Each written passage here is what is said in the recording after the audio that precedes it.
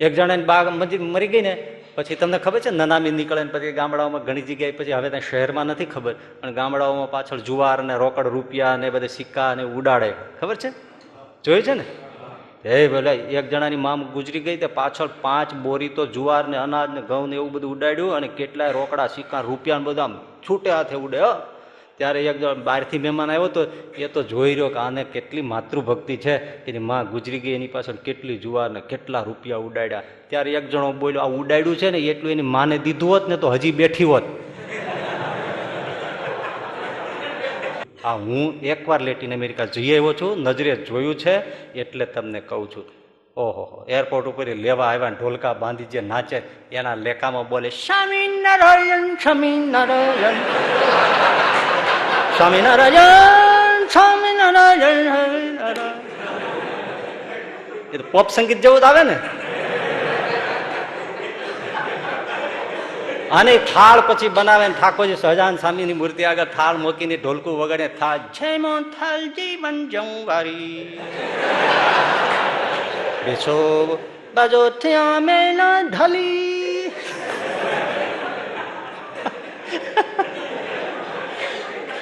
બા રસોડામાં હતી અને એની એક દીકરી હતી, બીજું કોઈ હતું નહીં.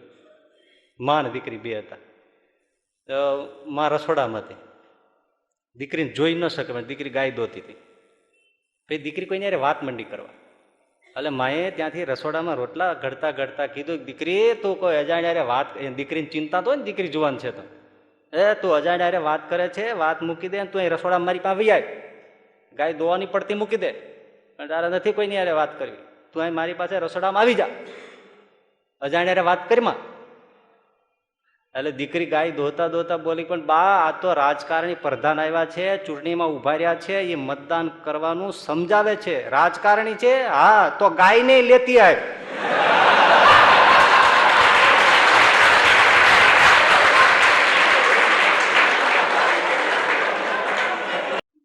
જંગલમાં વૃક્ષો કપાતા હતા એટલે કોઈએ પૂછ્યું કે ભાઈ આ તમે શું કરવા બધા ઝાડવા મોંઘા મોલા કાપી નાખો છો, માંડ માંડ ઉછેરી મોટા કરે? તો કે વન મંત્રી આવે છે.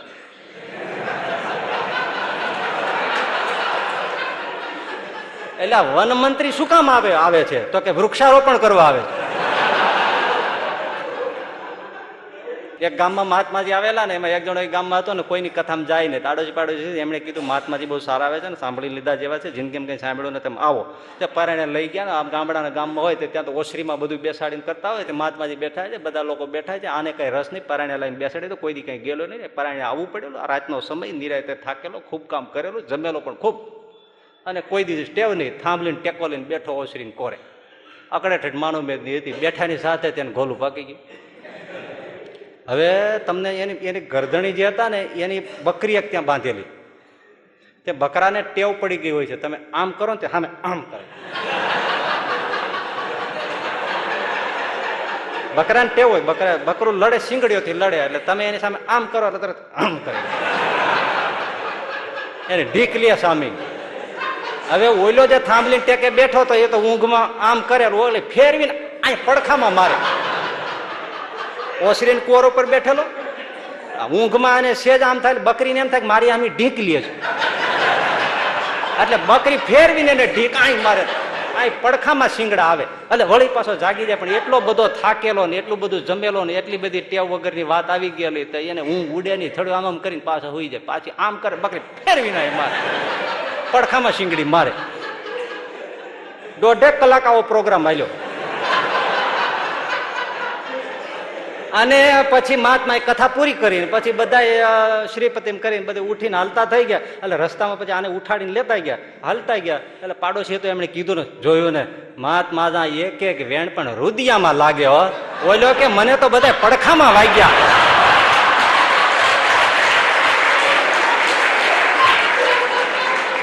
મને રુદિયામાં વાગ્યા ને બધા પડખામાં વાગ્યા હો, આમ જોઈ લો ઢીમચા થઈ ગયા કે એલા મહાત્માના વેણ નથી, બકરાના શીંગડા છે. એક છોકરો જુવાન જોત લઠ્ઠ જેવો, એની વૃદ્ધ માને દવાખાને લઈ ગયો વૈદ પાસે. એટલે વૈદે પછી બોટલમાં શીશી આપી, દવા મોટી શીશી ભરીને દીધી, લ્યો આ લઈ જાઓ, અઠવાડિયા સુધી માજીને આ દવા છે ને આ પીવડાવજો, પણ હલાવીને પીવડાવજો.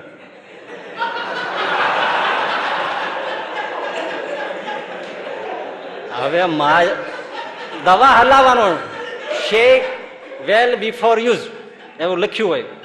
દવા પીવો એ પહેલા એને ખૂબ હલાવજો, તળિયે બેસી ન જાય. હવે આણે એવું સાંભળ્યું અને એવું સમજ્યું કે 3 ટાઈમ લઠ જેવો માણસ ડોશીને હલાવે, રાયડું નાખે. અરે પણ દાદા મને હું કરમાં ને આવું કરે છે, હવે મારા રોયા હું તો ગોડી થઈ. અરે પણ વૈદ બાપાએ કીધું છે, પણ કઈ આવું કે નહીં કીધું હોય તે 4 દીમાં મારી નાખી, મોકલી દીધી ઉપર ડોશીને. બોલો, દવા પડી રહીને ડોશી વહી ગઈ.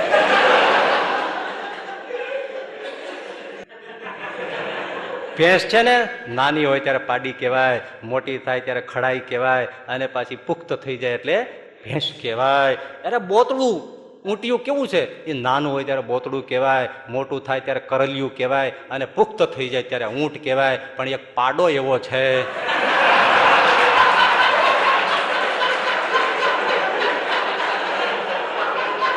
એ જન્મે તોય પાડો, જુવાન થાય તોય પાડો, ગરડો થાય તોય પાડો, અને મરી જાય તોય પાડો.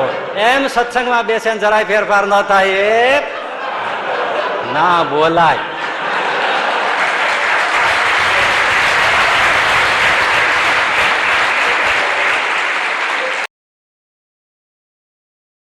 શ્લોક આવ્યો છે, સત્સંગત્વે નિસંગત્વમ, નિસંગત્વે નિર્મોહત્વમ, નિર્મોહત્વે નિશ્ચલ ચિત્તમ, નિશ્ચલ ચિત્તે જીવન મુક્તિ.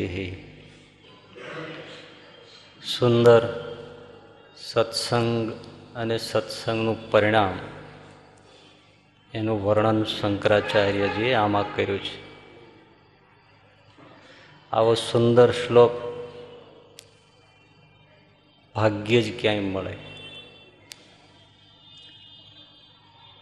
ઘણું બધું સમાવી લીધું છે. સાદો સીધો અર્થ એ છે, સત્સંગત્વે નિસંગત્વમ. સત્સંગત્વે એટલે સત્સંગ કરવાથી, નિસંગત્વમ, નિસંગ, નિ એટલે નહીં, સંગ એટલે આસક્તિ, અસંગતા આવે છે, અનાસક્તિ જીવનમાં આવે છે. શેનાથી? સત્સંગથી અનાસક્તિ આવે છે. અને નિસંગત્વે નિર્મોહત્વ, અનાસક્તિ આવતા જ જીવનમાં નિર્મોહત્વ આવે છે. પછી એને ક્યાંય મોહ થતો નથી. મોહ એટલે લુબ્ધ થઈ જવું, ઇન્ફેચ્યુએશન, એટ્રેક્શન થઈ જવું. હંમેશા પહેલાં આસક્તિ હોય તો જ મોહ થાય, લુબ્ધ થવાય, ખેંચાણ થાય. આસક્તિ ન હોય ત્યાં આપણે ખેંચાણ ન થાય, એટલે મોહ ન થાય. જ્યારે લુબ્ધ થવાય, મોહિત થવાય ત્યારે વિવેક ન રહે. એટલે નિર્મોહત્વ પણ આવે તો પછી નિશ્ચલ ચિત્ત થાય. ચિત્ત છે એ નિશ્ચલ થઈ જાય. નિશ્ચલ એટલે અચલ થાય, એટલે કે સ્થિત પ્રજ્ઞ દશા આવે. પછી એનું ચિત્ત હાલે ડોલે નહીં, સુખ તરફ દોડે નહીં, દુઃખ તરફ ઘૃણા કરે નહીં. એવી અચલ સ્થિતિ ચિત્તની થઈ જાય. અને એવી અચલ ચિત્તની દશા, સ્થિત પ્રજ્ઞ દશા થાય એટલે એ જીવન મુક્ત. દેહ છતાં જ મુક્તિ દશાને ભોગવે. મર્યા પછી ધામમાં જવું એવું નહીં, મર્યા પછી મુક્તિનો સ્વાદ માણે એવું નહીં. છતે દેહે જ ધામમાં, છતે દેહે જ મુક્ત દશા. આ બધું શેનાથી થાય? શેનાથી થાય? બસ સત્સંગથી આવું થાય છે. આવું સુંદર નિરૂપણ બહુ ભાગ્યે જ જોવા મળે.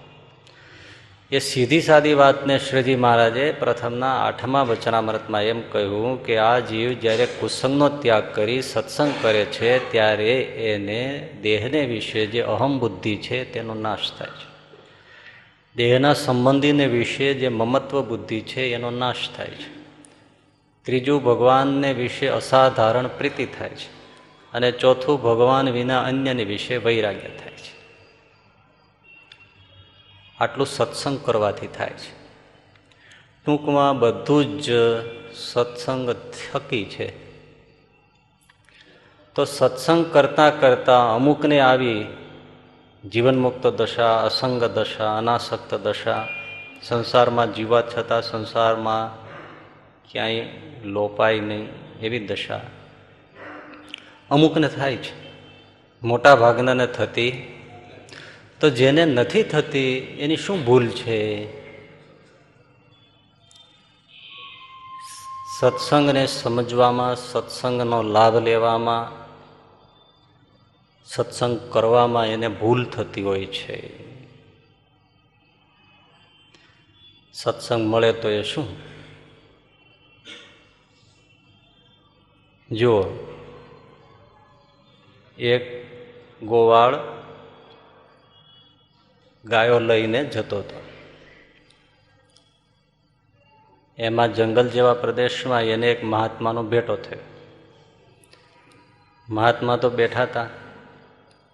આનું પસાર થવાનું થયું એટલે મહાત્માને જોયા એટલે પ્રણામ કર્યા. થયું કે મહાત્માને કંઈ આપવું જોઈએ. તો આની પાસે, ગોવાળ પાસે, ગોપાલ પાસે ઘીની બરણી હતી. ગાયનું ઘી સુંદર હતું. એને થયું મહાત્માને આપ. મહાત્માને એ ઘીની બરણી આપી. મહાત્માએ પૂછ્યું આમાં શું છે? એટલે એમણે કીધું આમાં ઘી છે. મહાત્મા એવા અલિપ્ત જંગલમાં જ મોટા થયા, જંગલમાં જ ઉછર્યા. એને બીજી બહુ કંઈ ખ્યાલ નહીં. એટલે ખોલીને એમણે થોડું ઘી ચાખ્યું. પહેલી વાર ઘી ચાખ્યું. બહુ સરસ છે. મહાત્માને ખુશી થઈ જાણીને. ગોવાળને એમ થયું કે મહાત્માને ઘી ભાવ્યું તો આપણે ઘીની વ્યવસ્થા કરી દેવી જોઈએ. એટલે એમણે એક ગાય અને નાની દૂધણી વાછડી જે એની સાથે હોય એ મહાત્માને ભેટ આપી દીધી. લ્યો, તમારે બધી ઘીની વ્યવસ્થા આનાથી થઈ જશે. ગોવાળ તો ચાલતો થઈ ગયો બીજી ગાયો લઈને.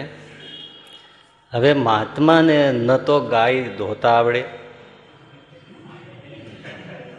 ન મહાત્માને કોઈ ખબર કે ગાયનું દૂધ કેમ નીકળે.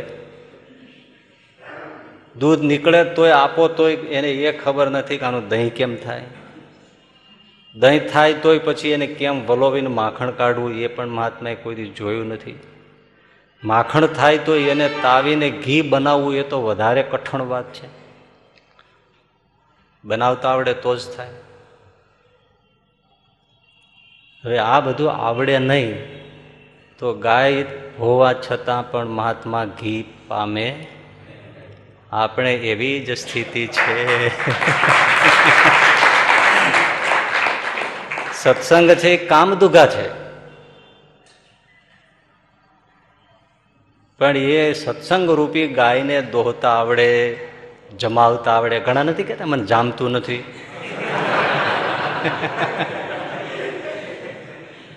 એટલે એને જમાવતા નથી આવડતું. એટલે જો જામે તો પછી મંથન કરતા આવડવું જોઈએ. મંથન કરે તો એને મક્ખન મળે.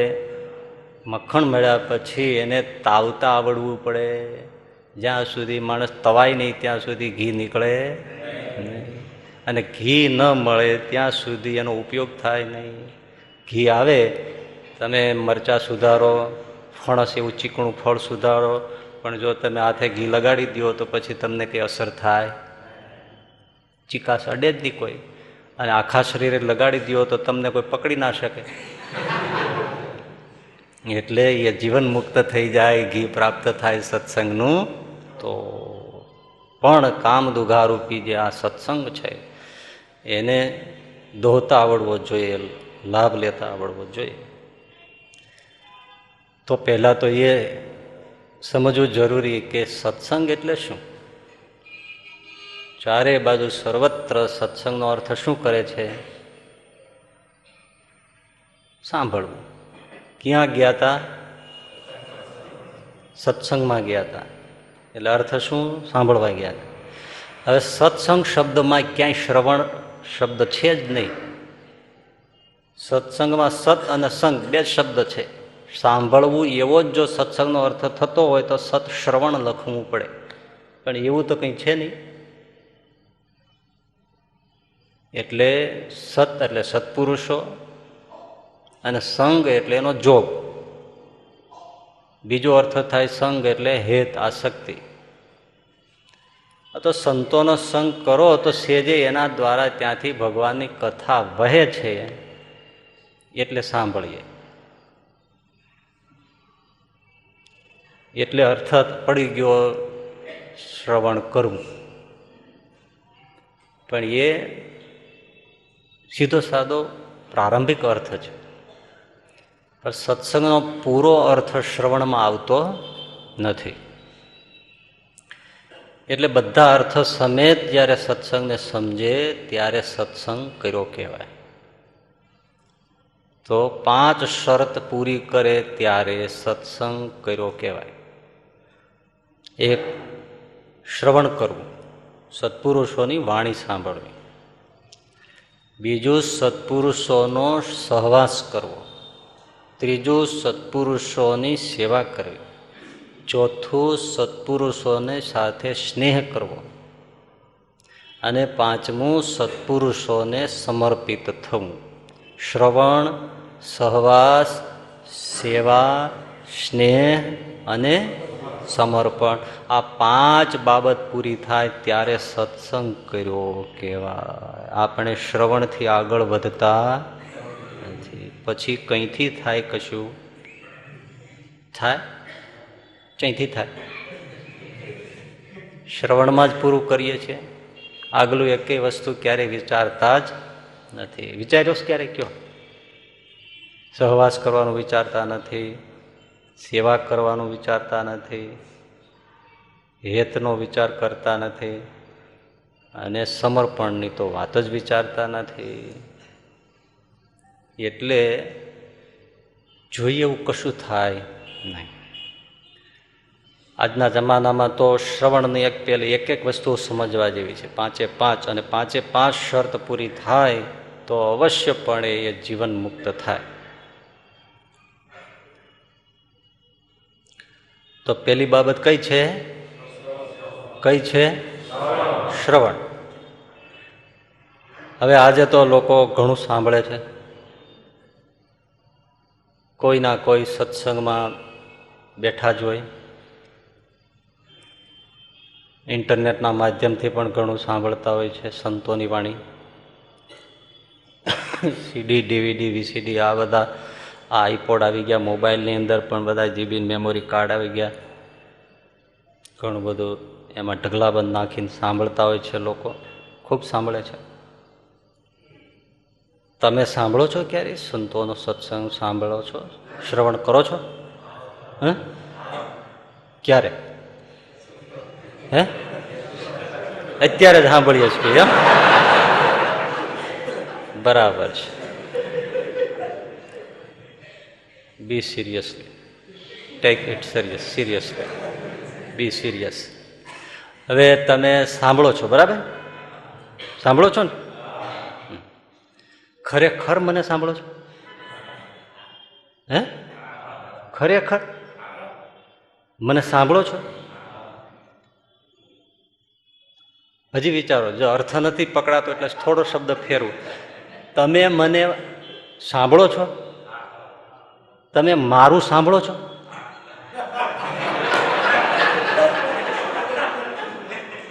તમે મારું સાંભળો છો? પકડાઈ ગયા ને? આપણે સંતોને સાંભળીએ છીએ પણ સંતોનું સાંભળતા નથી.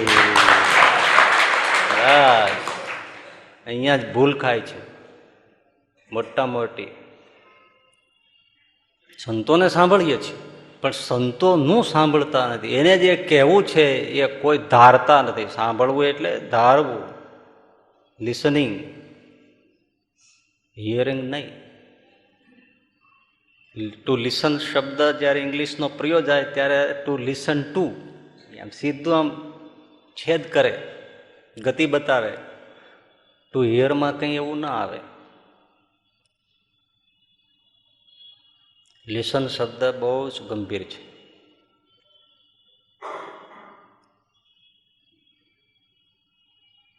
સાંભળતા નથી. સાંભળવું એટલે ધારી લેવું, સાંભળવું એટલે માનવું. અમારું આપણે તો ઘણું કહીએ છીએ. કેટલું સાંભળ્યું બોલો લ્યો હે? તો શ્રવણની શરત પૂરી થતી નથી. થયું? સાંભળતા જ નથી. આપણે ક્યાં સંતોનું સાંભળીએ છીએ? હવે ક્યાંથી અંગ બદલાય? અને આ હું મારો મનગળંત અર્થ કોઈ કરતો નથી. હા, જરૂર થોડો નવો પરિપ્રેક્ષ્ય જરૂર છે, પણ તમને પુરાવા સાથે વાત કરશું અને તમને એમ થશે કે ના, ખરેખર આપણે સંતોનું સાંભળતા નથી. મહાભારત ગ્રંથથી 5મો વેદ કહેવાય છે અને ભગવાન વેદ વ્યાસે તો ઘણું બધું સાહિત્ય લખ્યું. અને મહાભારતની અંદર કાંઈ કૌરવો અને પાંડવોની ખાલી કાંઈ યુદ્ધની કથા નથી. મહાભારત વિશે એવું કહેવાય છે કે વિશ્વમાં જ્યાં કંઈ પણ કહેવાયું છે એ બધું મહાભારતમાં છે, અને જે મહાભારતમાં નથી એ વિશ્વમાં ક્યાંય નથી. એવો મહાભારત ગ્રંથ છે. બોલો.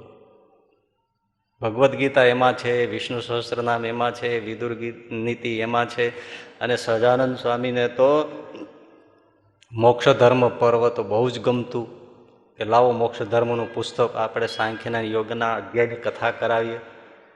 એ મોક્ષ ધર્મનું જે પુસ્તક મંગાવવાની વાત વચનામૃતમાં આવે છે ને, એ જ મહાભારતનો મોક્ષ પર્વ.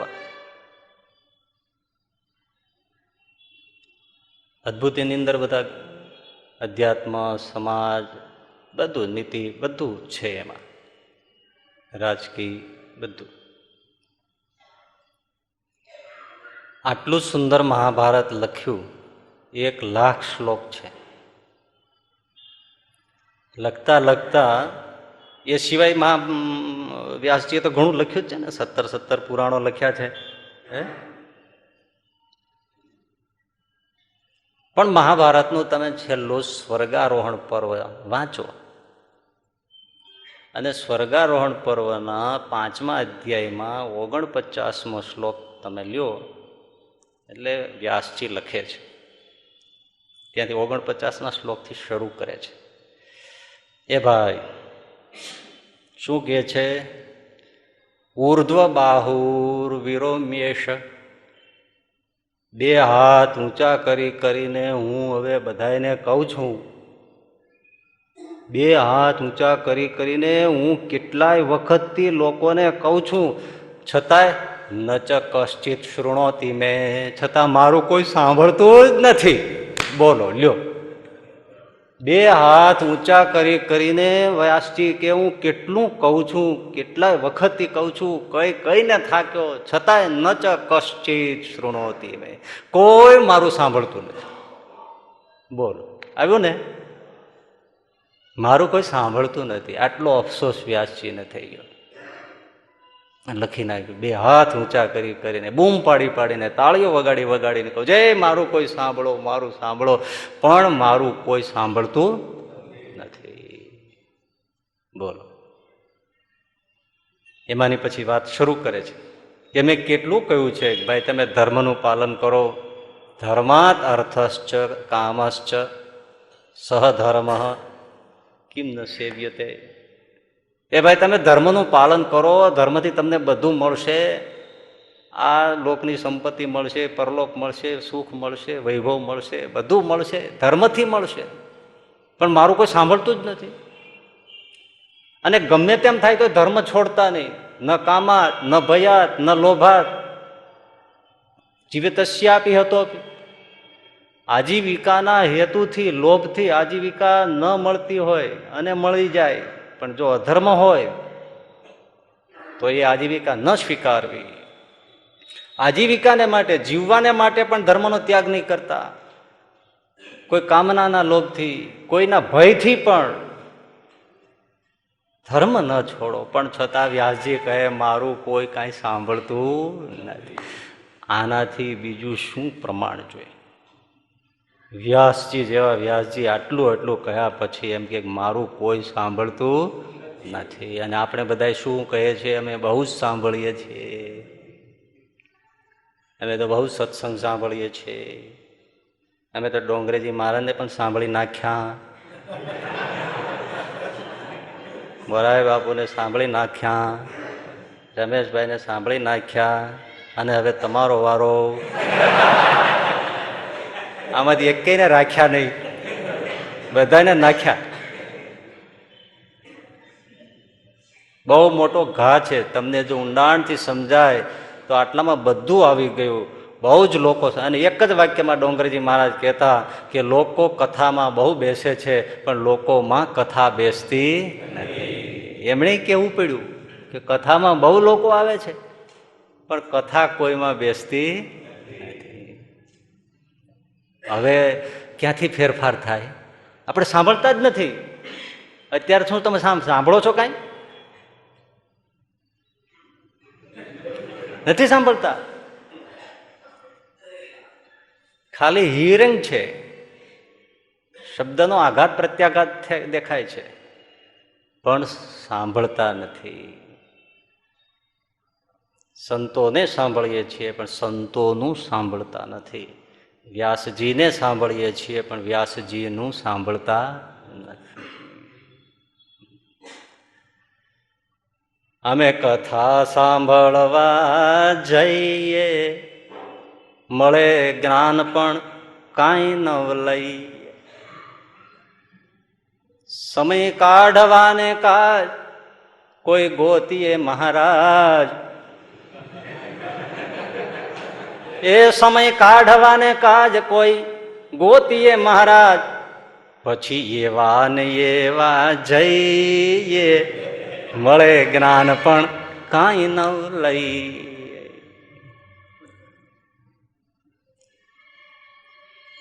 વ્યાસજી હસ્તિનાપુર આવતા, કૌરવોને, ધૃતરાષ્ટ્રને બધાને બેસાડીને કેટલુંય કહેતા, પણ એમનું કોઈએ સાંભળ્યું નહીં. એટલે બોલો, ધૃતરાષ્ટ્રને સામે કઈ કઈને કેટલું કહ્યું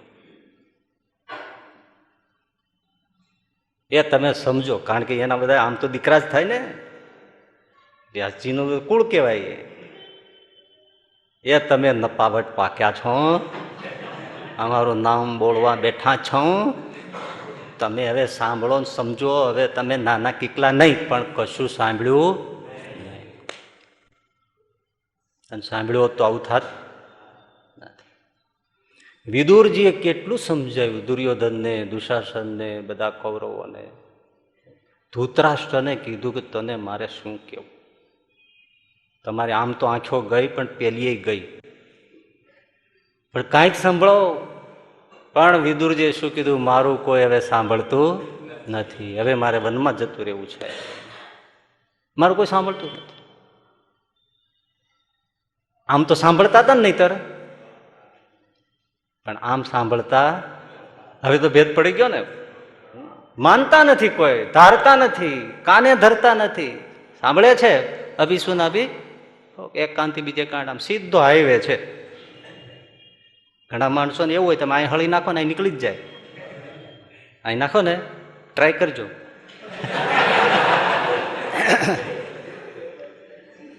પણ એ કેતો જ નાખજો.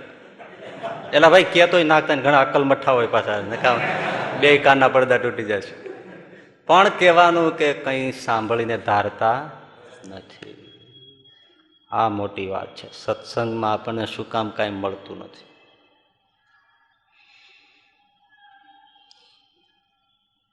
શાંતનુ મહારાજાના બે દીકરા ચિત્રવીર્ય અને વિચિત્રવીર્ય નાની ઉંમરમાં મરી ગયા, સંતાન કોઈ નહોતું. હવે વાસી ગાદીનું શું કરવું, એટલે માં સત્યવતીએ એમના દીકરા વ્યાસજી થાય. વ્યાસજીએ કહેલું કે તમારે કાંઈ એવું જરૂર પડે તો મને બોલાવજો, બાકી તો હું જંગલમાં છું. એટલે જન્મતાની સાથે પછી એ જતા રહ્યા હતા ને વ્યાસજી. આજે વંશ ના રહ્યો એટલે વ્યાસજીને બોલાવ્યા, યાદ કર્યા, એટલે તરત આવ્યા, પ્રણામ કર્યા. બોલો માં.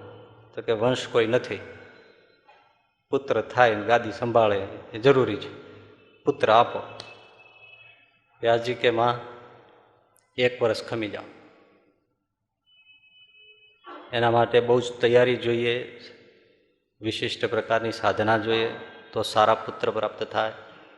અત્યારે આ બધું યોગ્ય નથી, 1 વર્ષ ખમી જાઉં. તો કે હું કંઈ ખમમાં તૈયાર નથી, મારે જોઈએ પુત્ર. ઘણું સમજાવ્યા છતાં માં સત્યવતી જેવા માં સત્યવતી પણ વ્યાસજીનું સાંભળ્યું નહીં. ઉતાવળ રાખી, દીકરા તો થયા પણ એ ધૃતરાષ્ટ્ર અંધ થયા. બીજા જન્મતાની સાથે રોગી પાંડુ રોગ એટલે એનિમિયા, લોહીની કમીવાળા, બ્લડની કમીવાળા એવા પાંડુ મહારાજા થયા. અને ત્રીજા દાસીપુત્ર વિદુર થયા. વળી પાછો આ મહાભારતનો ડખો ત્યાંથી શરૂ થઈ ગયો. જો માન્યું હોત તો આવું થાત નહીં. રામાયણમાં કઈ 2 વરદાન માગ્યા. કઈને પછી સમજાવવા માટે વશિષ્ઠજી આવ્યા પોતે સ્વયં. માં અરુંધતી પછી પાછળથી પણ આવ્યા, ખૂબ સમજાવ્યા. મહારાણી તમારે ભરતને ગાદી જોઈતી હોય તો હાલ આપી દઈએ, રામ સ્વયં તૈયાર છે. પણ રામ અને વનવાસ શા માટે? અને એ 14 વર્ષનો, એ કોઈને વાત ગળે ઉતરતી નથી. રામ એવા દુષ્ટ થોડા છે કે ભરતને ગાદીએ મૂકો એટલે પછી તમારે કઈ ઉથલાવી નાખશે. આજની જેવા છે, ટેકો ખેંચી લે અથવા તો કઈ કપટ કરે. રામમાં તમને ભરોસો છે, રામ એવા છે નહીં. એનો સ્વભાવ જ એવો છે કે શત્રુને પણ પ્રિય લાગે. તો આ તો સગો ભાઈ ભરત છે, અને ભરતને ગાદી આપવામાં તો એ રાજી થાય. અને હું બોલી જાઉં પછી રામ કોઈ દિવસ કશું ના બોલે, તો ભરતને ગાદી આપવા માટે બધા તૈયાર છે. પણ રામને વનવાસ શા માટે? કારણ કે રામ વનમાં જાય છે તો સાથે માં જાનકી સીતા જાય છે, સીતાજી જાય છે, સાથે લક્ષ્મણ જાય છે. તું માની જા, બહુ જ અમને દેખાય છે, દુર્દિન બહુ આવી રહ્યા છે. અયોધ્યાનું સારું નહીં થાય, પ્રજા દુઃખી થઈ જશે. મહારાજા તો બેભાન અવસ્થામાં પડ્યા છે. હજુ વિચાર માન. ન માન્યા, કશું સાંભળ્યું. જો ઘાણી જુઓ, માં અરુંધતી આવ્યા, કઈ મહારાણીને પગે લાગ્યા, અમે ઋષિ પત્નીએ છીએ, તમને પગે લાગીએ છીએ, પણ તમે અમારું માનો અને વરદાન રામ વનવાસનું પાછું ખેંચી લ્યો. પણ કઈ કોઈનું સાંભળ્યું નહીં. પરિણામ શું આવ્યું જુઓ તો ખરા. રામ, લક્ષ્મણ, સીતાજી વનમાં ભટકતા થઈ ગયા. સીતાજીનું, જેની સામે કોઈ આમ આંગળી ન ચીંધી શકે એવા સીતાજીનું અપહરણ રાવણ કરી જાય. એના માટે યુદ્ધ લડવા પડે.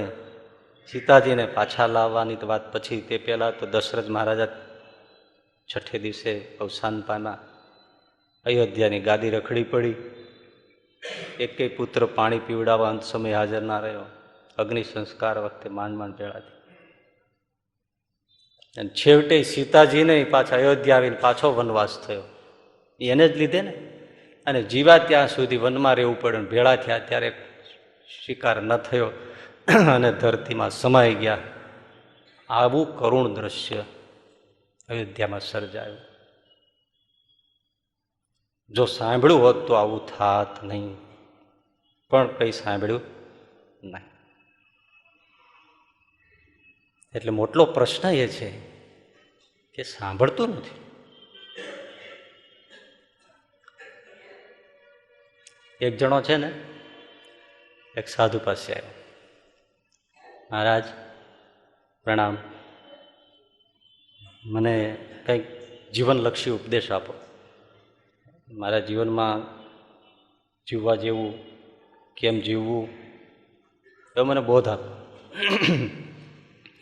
મહાત્માજી કે તમે રામાયણ વાંચ્યું છે? અરે હા, રામાયણ તો ઘણી વાર વાંચી અને કથા પણ એની સાંભળી છે. બહુ સરસ, બહુ સરસ. ભાગવત તમે વાંચ્યું? અરે વાંચવાની ક્યાં કરો, ભાગવત તો વાંચ્યું જ છે, પણ ભાગવતની કથાએ ઘણી વાર સાંભળી છે, સામો સામ બેસીને સાંભળી છે, મુખોન્મુખ. બહુ સરસ, બહુ સરસ.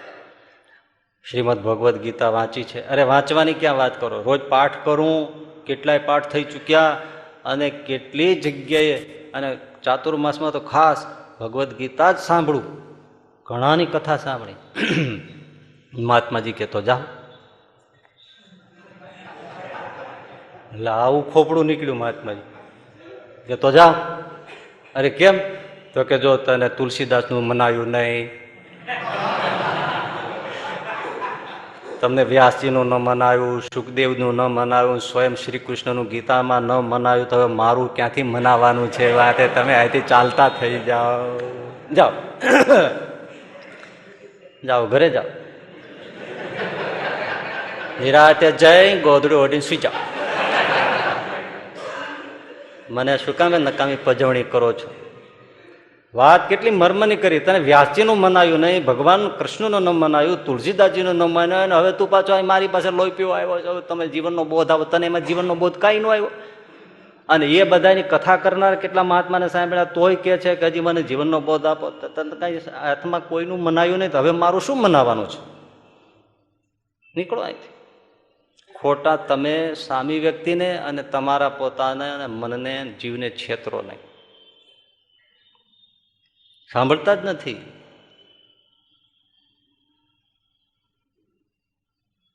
શિક્ષાપત્રી રોજ વાંચીએ છીએ હે. સહજાનંદ સ્વામી તો આપણે ઈષ્ટદેવ છે ને, એનું માનીએ છીએ, એનું સાંભળીએ છીએ. બોલો હાલો, શિક્ષાપત્રી રોજ વાંચે, રોજ પાઠ થતા હોય હે, પણ ક્યાં આપણે એનું માનીએ છીએ?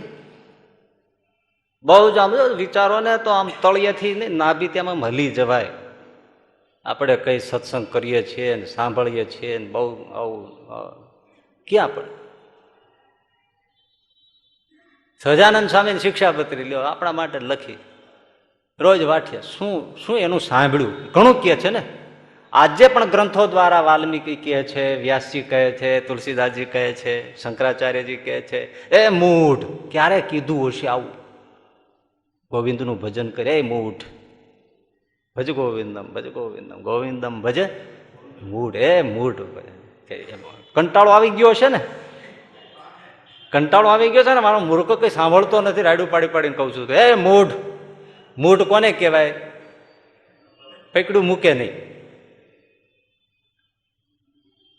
સાંભળો સાંભળો કે.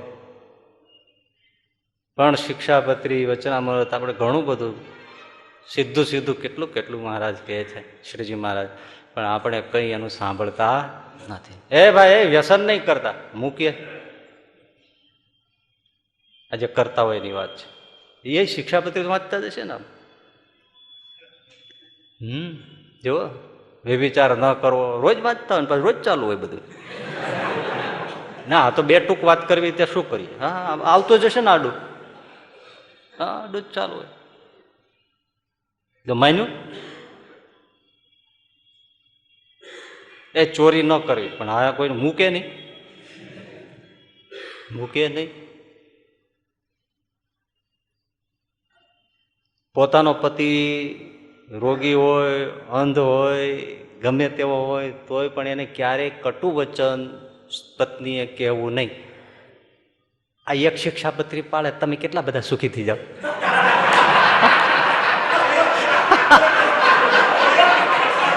કેટલા ખુશ થયા તમે જો. એનો અર્થ શું છે કે વાંચે છે, પણ વાંચતા જાય ને ગગલાવતા જાય. વાંચતા જાય ને ગગલાવતા જાય. અર્થ શું છે? નહીતર નહીં વાંચતા હોય કે કેવો લખ્યું, એમાં તો કેવો રોગી હોય, દરિદ્ર હોય, અંધ હોય, નપુંસક હોય, તોય પોતાના પતિને ભગવાનની જેમ સેવવું, ઈશ્વરની જેમ સેવવું.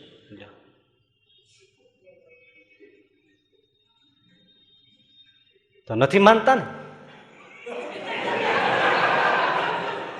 અને શિક્ષાપત્રીમાં લખ્યું કે પોતાના માતા પિતા હોય, રોગાર્ત મનુષ્ય હોય, જીવન પર્યંત એની સેવા કરવી. આપણે સત્સંગીઓને જોતા હોઈએ તો મા બાપને કૂતરાની જેમ રાખે. કૂતરાને વધારે સાચો. કૂતરો જરી એમ કરે ને તો હોસ્પિટલ લઈને દોડીને જાય. અને મા બાપ બિચારા ખાટલામાં પીડ્યા હોય, બાપા શું છે, શું જાવ છો ને મને સવારના ઉઠે લબલબ લબલબ કરો છો, કશું કોમ છે કે નહીં? બિચારો ઊંઈ ન કરે. બોલો, વળી થાય કે દી પીડામાં ઊં થઈ જાય છે, વળી પાછો ગગલાવશે. શિક્ષાપત્રી વાંચે છે ને, મા બાપની સેવા કરવી. સાસુ સસરાને કૂતરાની જેમ થાળી નાખ્યા, વિધ્યું હોય ને બધું નાખી દે. શ્રીજી મહારાજ શિક્ષાપત્રીમાં કહે છે કે આ શિક્ષાપત્રી અમારી છે, તમે પાળશો તો તમે ચારેય પ્રકારના પુરુષાર્થ અને નિશ્ચય પામશો. આ લોક અને પરલોકમાં તમે સુખી થશો. અને જો ભાગવત આદિક આ બધા ગ્રંથો છે એનું તમે કહ્યું નહીં માનો તો આ લોક અને પરલોકમાં નિશ્ચય દુઃખી થશો. છતાંય આપણે માનતા નથી. એટલે ગ્રંથોને પાઠ કરવા માટે જ રાખ્યા. 108 પાઠ કરી નાખ્યા, આટલા પાઠ કરી નાખ્યા, આટલા પાઠ કરી નાખ્યા. વચનામૃત તો હજી ચાલુ જ છે ને, ચાલુ શું છે? પૂઠાઈ તોડી નાખ્યા, બધી વાત સાચી. પણ એકેય વચનામૃત, એક અમૃતનું બુંદ અંદર જાય નહીં. કેવી મોટી વાત છે, વિચારો. આપણે કહીએ છીએ બહુ સત્સંગ સાંભળીએ છીએ, શું સાંભળ્યું? સાંભળતા જ નથી. ધોધમાર વરસાદ પડતો પણ ટોપીથી લઈને નખ સુધી, માથે ચોટલીથી લઈને નખ સુધીના પેલા આખા રેન્જ પ્રૂફ આવે છે ને, શૂટ, શૂટ એવા આવે, એવું પેન્ટ હોય માથે, એવું બધું ટોપું બોપું નાખીને એક ટેમ્પુય અડે નહીં. ગમે એટલો વરસાદ પડે ટેમ્પુય અડે નહીં.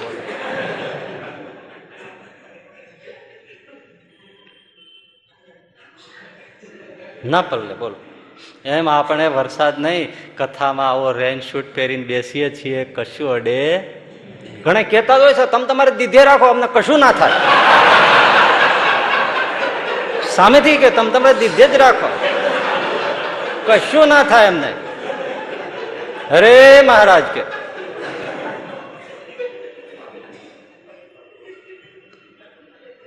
એટલે ગ્રંથોને આપણે પાઠ કરવા માટે રાખ્યા, પૂજા કરવા માટે રાખ્યા, પણ ઉતારવા માટે ના રાખ્યા જીવનમાં.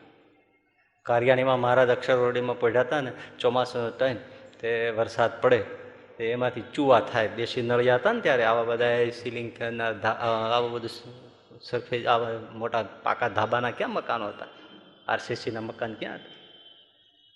નળિયામાંથી આમ પાણી ચૂવે, ત્યાં પાણી પડે ને મહારાજના ઢોલિયા ઉપર આવે. એટલે હરિભગત બેઠા હતા, તેમના એ વખતના હો, કેટલા દાસ ભાવ, કેવું સામે હોય પ્રગટ ભાવ. એ કીધું ભગત આ સરખું કરી લો ને, તો આમાં કેમ પહોંચાય? મારા કે એમ કહે, મારા માથે ચડી જાય, અહીંયા એક પગ અહીં દે, એક પગ અહીં દે અને હરખું કરી લે. અરે તમે મારા પ્રભુ, તમારા માથે મારો પગ. અરે પણ હું કહું છું ને, આ સુવા નથી દેતું, આખી રાત આમ ટમ દઈને મારી માથે આવે છે પાણી, તે તું અહીં એક પગ દઈ દે ને, એક પગ અહીં દઈ દે, નળિયું હરખું કરી નાખ, એટલે પાણી ચૂતું બંધ થઈ જાય, તો નિરાતે સુઈ જાય. અરે પણ મારા, તમે મારા પરમેશ્વર, મારી જીભે ન ઉપડે એવું બોલતા હું તમારા મારા ખભા ઉપર પગ દઉં. હે મહારાજ, અરે પણ હું કહું છું તને. ના ના મહારાજ, મારે તમારા શ્રી અંગ ઉપર મારો પગ તો કેમ દેવાય? શ્રીજી મહારાજ બહુ સુંદર વેણ કીધું, એટલે મારી જીભ ઉપર તો પગ ક્યારનો દઈને બેઠો છો. મારું વચન એ જીભ છે, મારી જીભ ઉપર તો ક્યારનો પગ દઈને બેઠો છો. ખભા ઉપર દેવામાં શું વાંધો છે? ખભા ઉપર દે ને, જીભ ઉપર શું કામ? મારા વચન ઉપર, મારા વેણ ઉપર શું કામ પગ દે? એમ આપણે ભગવાનની જીભ કચરીએ છીએ.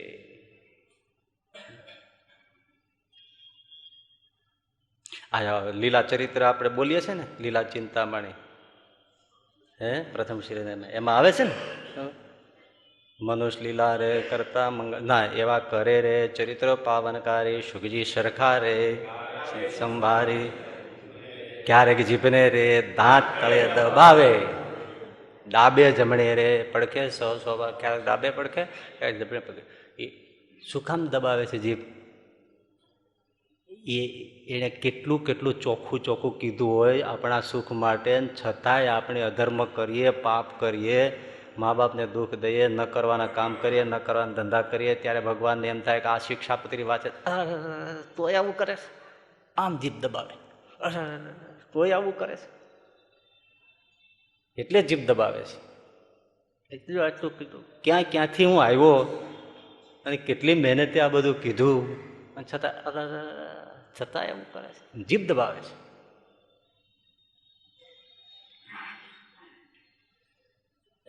એટલે આપણે ભગવાનનું કે સંતોનું સાંભળતા નથી. જો સાંભળે તો બેડો પાર થઈ જાય.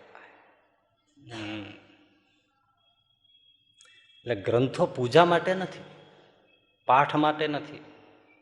પાઠ કરવાના જોઈએ, એનું ફળ છે નથી એવું નથી, ગ્રંથોની પૂજા કરવી નથી, ન કરવી જોઈએ એવું નથી, પણ એટલા જ માટે નથી. એમ આપણે છે ને મહાપુરુષોનું માનવું ન હોય ને ત્યારે એને પૂજા કરીને છૂટી જાય. હા, અને ગ્રંથોનું માનવું ન હોય ને ત્યારે પૂજા કરવા માંડી. અને જેને ખરેખર ભગવાનનું માનવું છે, સંતોનું માનવું છે, એને પૂજાની જરૂર જ પડતી નથી. એ એક એક પગલે પગલે પૂજા કરે છે. એ પુષ્પથી પૂજા નથી કરતો, પણ કર્મથી પૂજા કરે છે, આચરણથી પૂજા કરે છે, અને એ જ સાચી પૂજા. ઘણા લોકો છે ને ગુરુ પૂર્ણિમાએ પુષ્પથી પૂજા કરે, ઘણા શબ્દથી પૂજા કરે, અને ઘણા આચરણથી પૂજા કરે. પુષ્પથી પૂજા શું? ગુરુને ફોટાને ફૂલ ચડાવે. વાણીથી પૂજા શું? એના વિશે ગુણગાન ગાય. પણ આચરણથી પૂજા કરનારા ન મળે. એ મોટી પૂજા છે, આચરણથી પૂજા. એને કીધું છે એ કરે તો પૂજા આવી ગઈ.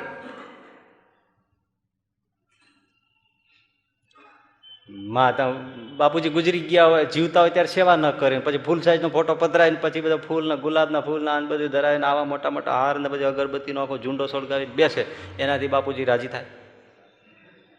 બિચારો ઉલટાનો કાચની પાછળ લાલ પીળો થતો હોય.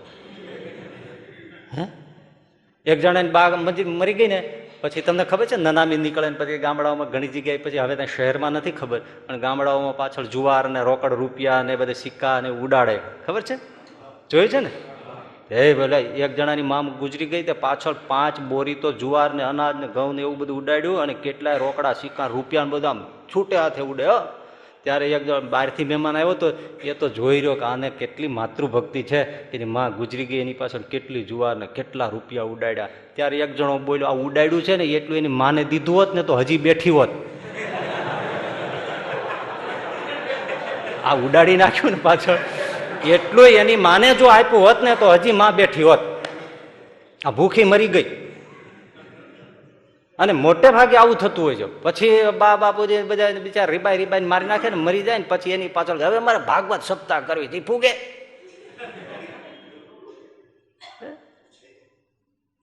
સાધુને જમાડવા છે, ઓલો ખાતા ખાતા હેડકે ચડી જાય.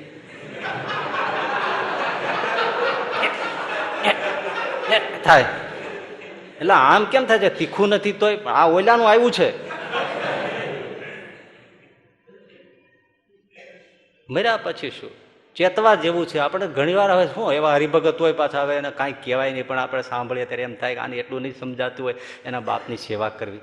હે, દોડી દોડીને ગઢપુર પદયાત્રા કરવી, ગઢપુર દોડીને દર પૂનમે દર્શન કરવા જવાનું, વડતાલ તો ચૂકવું જ નહીં, પંચતીર્થી કરવી, સાધુઓને માટે દોડી દોડીને વસ્તુ આપીને બધું આપે. ત્યારે આપણને થાય કે આપણને આપે છે એટલું એને બાપાને આપે તો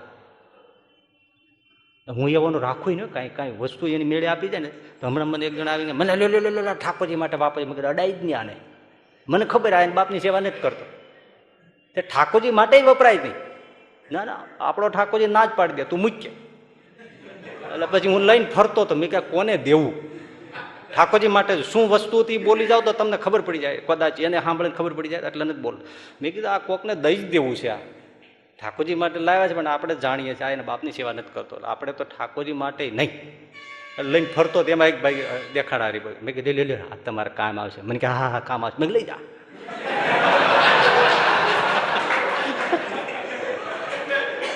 વિચાર કરો, આપણી જેવક મુફલીસ સાધુ પણ જો એના માવતરને કોચવે તો મન નથી રાજુ થતું, તો જે માવતરની સેવા ન કરી એની પૂજા ભગવાન સ્વીકારતો હશે? વાત કરો છો તમે. એટલે ભગવાનનું માનવું કયું છે એ માનવું. માણસ છે, સાસુ સસરા આ તે બધા છે ને માણસ છે. આ મૂર્તિ છે ને, આ મૂર્તિ હોય, બીજી મૂર્તિ, ત્રીજી ધાતુ, આરસ, પાણી, બધી મૂર્તિઓ યાદ રાખજો, એની પ્રાણ પ્રતિષ્ઠા કરવી પડે. એની કોણ કરે? બ્રાહ્મણો કરે, સંતો કરે કે આચાર્ય કરે, બરાબર છે ને? આ માણસ છે ને, જીવતો જાગતો એમાં પ્રાણ છે કે નહીં, એ પ્રાણની પ્રતિષ્ઠા સ્વયં નારાયણ કરે છે. હે, પ્રાણની પ્રતિષ્ઠા થઈને કરીને ભગવાન પૃથ્વી ઉપર એને મોકલે છે. એની પ્રાણની પ્રતિષ્ઠા કોણ કરે છે? આપણે ભગવાન કરે છે. ત્યારે જે ભગવાને આ પ્રાણની પ્રતિષ્ઠા કરી છે એવા આ બધા ચૈતન્ય રૂપ બધા ભગવાનના ભિન્ન ભિન્ન સ્વરૂપો, માતા પિતા, ભાઈ બહેન, દીકરા દીકરી, બધા એને જે રાજી ન રાખે અને જે ઈશ્વરની પૂજામાં બેસીને સમય ગાળે, ભાગવતમાં કહ્યું છે કે મહાઢોંગી છે. ઢોંગી છે એ. ભગવાનનું સાંભળવું, શાસ્ત્રોનું સાંભળવું, ગ્રંથોનું સાંભળવું. એટલે ગ્રંથ વાંચીએ તેમ લાગવું જોઈએ ને, આપણા માટે છે. ગાંધીજી સાઉથ આફ્રિકા, દક્ષિણ આફ્રિકા હતા. જોઇનેસબર્ગથી નાતાલ સિટી છે ત્યાં જવું હતું, વચ્ચે ડરબન થાય, 12 કલાકનો અંતર, કુલ 24 કલાકનું અંતર. જોઇનેસબર્ગથી નાતાલ જતા હતા ટ્રેનમાં. સવારે ટ્રેને રેલવે સ્ટેશને પહોંચ્યા, 12 કલાકે ડરબન સિટી આવે, 24 કલાક જર્ની. દક્ષિણ આફ્રિકામાં એમને ત્યાં હેનરી પોલાક નામનો એક પત્રકાર, બહુ સજ્જન પત્રકાર. ગાંધીજીએ ઇન્ડિયન ઓપિનિયનમાં ત્યાં મરકી રોગ ફેલાયો છે, પ્લેગ, તો એના વિશે લેખ લખ્યો હતો ત્યાં દક્ષિણ આફ્રિકા, કે મરકીનો રોગ છે, એમાં આમ કરવું જોઈએ, તેમ કરવું જોઈએ, આપણે કરશું, અમે અહીંયા આમ કામ કરશું, અહીંયા આમ સ્વચ્છતા કરીશું, એવું ગાંધીજીએ શું શું કરવું એ બધી ઝુંબેશ ચલાવવાની, અને સ્વચ્છતાને માટે અમારી ટુકડી ક્યાં શું કરશે એવું બધું બહુ લખ્યું હતું. અને લોકોને બહુ હિંમત આપી હતી. ઘણો બહુ માનવીય અભિગમથી લેખ લખ્યો હતો અને માનવી સેવાનું નિરૂપણ કર્યું. એ પેલા પોલાકે વાંચ્યો. અને એમાં એક રેસ્ટોરાંમાં, શાકાહારી રેસ્ટોરાં હતા, એમાં ગાંધીજી જમતા હતા, ત્યાં હેનરી પોલાક એને મળે છે. પહેલાં ચિઠ્ઠી મોકલી કે મેં તમારો લેખ વાંચ્યો છે, મને ખૂબ ગમ્યો, તો મને મળવાનો સમય આપશો? ગાંધીજીએ તરત કીધું, આવી જ જાઓ. મળ્યા. અને ગાંધીજી લખે છે કે એ જ રાતથી અમે પરમ મિત્ર બની ગયા. ફર્સ્ટ સાઇટથી, પહેલી દ્રષ્ટિએ પરમ મિત્ર બની ગયા. અને પોલાકે, પત્રકારે, છેક સુધી ગાંધીજીને સાથ આપ્યો. આફ્રિકામાં પણ એમની સાથે જેલમાં ગયા છે. આફ્રિકામાં ધોળિયા હોવા છતાંય એટલો બધો ગાંધીજી પ્રત્યે આદર થઈ ગયો, ગુરુ ભાવ જેવું. એમ ગાંધીજી બોલે એ પ્રમાણે પોલાક કરે.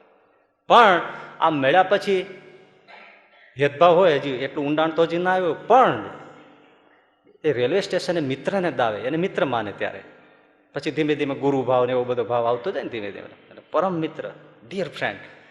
એટલે કીધું કે ગાંધીજી વાત તો કરે કે હું નાતાલ જવાનો છું, સિટી નાતાલ, એટલે ટ્રેન પકડવાનો છું સવારે. એટલે પોલાક કે હું તમને મૂકી જઈશ. એટલે ગાંધીજીને પોલાક રેલવે સ્ટેશન મૂકવા આવ્યા, ટ્રેનમાં બેસાડ્યા. ટ્રેનને ઉપડવાની આમ વાર હતી, થોડીક સીટી વાગી, અને પોલાકે પોતાના થેલામાંથી એક પુસ્તક લઈને ગાંધીજીને આપ્યું. લ્યો, આ રસ્તામાં તમને વાંચવું ખૂબ ગમશે, આ વાંચજો, મને લાગે છે કે તમને ખૂબ ગમશે. અને ટ્રેન ઉપડી ગઈ. ગાંધીજી લખે છે કે એ પુસ્તક મને એમણે જે પોલાક મારા મિત્રએ આપેલું, એ પુસ્તક હતું જોન રસ્કિનનું, બ્રિટનના જોન રસ્કિન, સાધુચરિત જેવો માણસ, ધોળિયો. એમણે પુસ્તક લખેલું ઇંગ્લિશમાં, અનટુ ધીસ લાસ્ટ, છેવાડાના માણસ સુધી પહોંચવાની જરૂર છે, એવો એમણે સરસ મજાનું આખા પુસ્તકમાં લખ્યું હતું. કારણ કે એ વખતે યુરોપની અંદર બહુ જ લોકોનું, ગરીબ લોકોનું શોષણ હતું. મૂડીવાદીઓ એટલું બધું શોષણ કરે. નાના નાના 7-7, 6-6 વર્ષના નાના બાળકો એ મજૂરી કાળી કરાવે, ખાવા ના આપે, એકાદ બેરેટનો ટુકડો આપે, અને છોકરું થાકી જાય તો સોટીઓ મારીને બેઠું કરીને કામ કરાવે. આટલો ભયંકર ત્રાસ આવો બધો. એ બધું એને વર્ણન, આ બધું એમણે હેનરી પેલા જોન રસ્કિને આ લખેલું કે સૌના ભલામાં આપણું ભલું છે ભાઈ.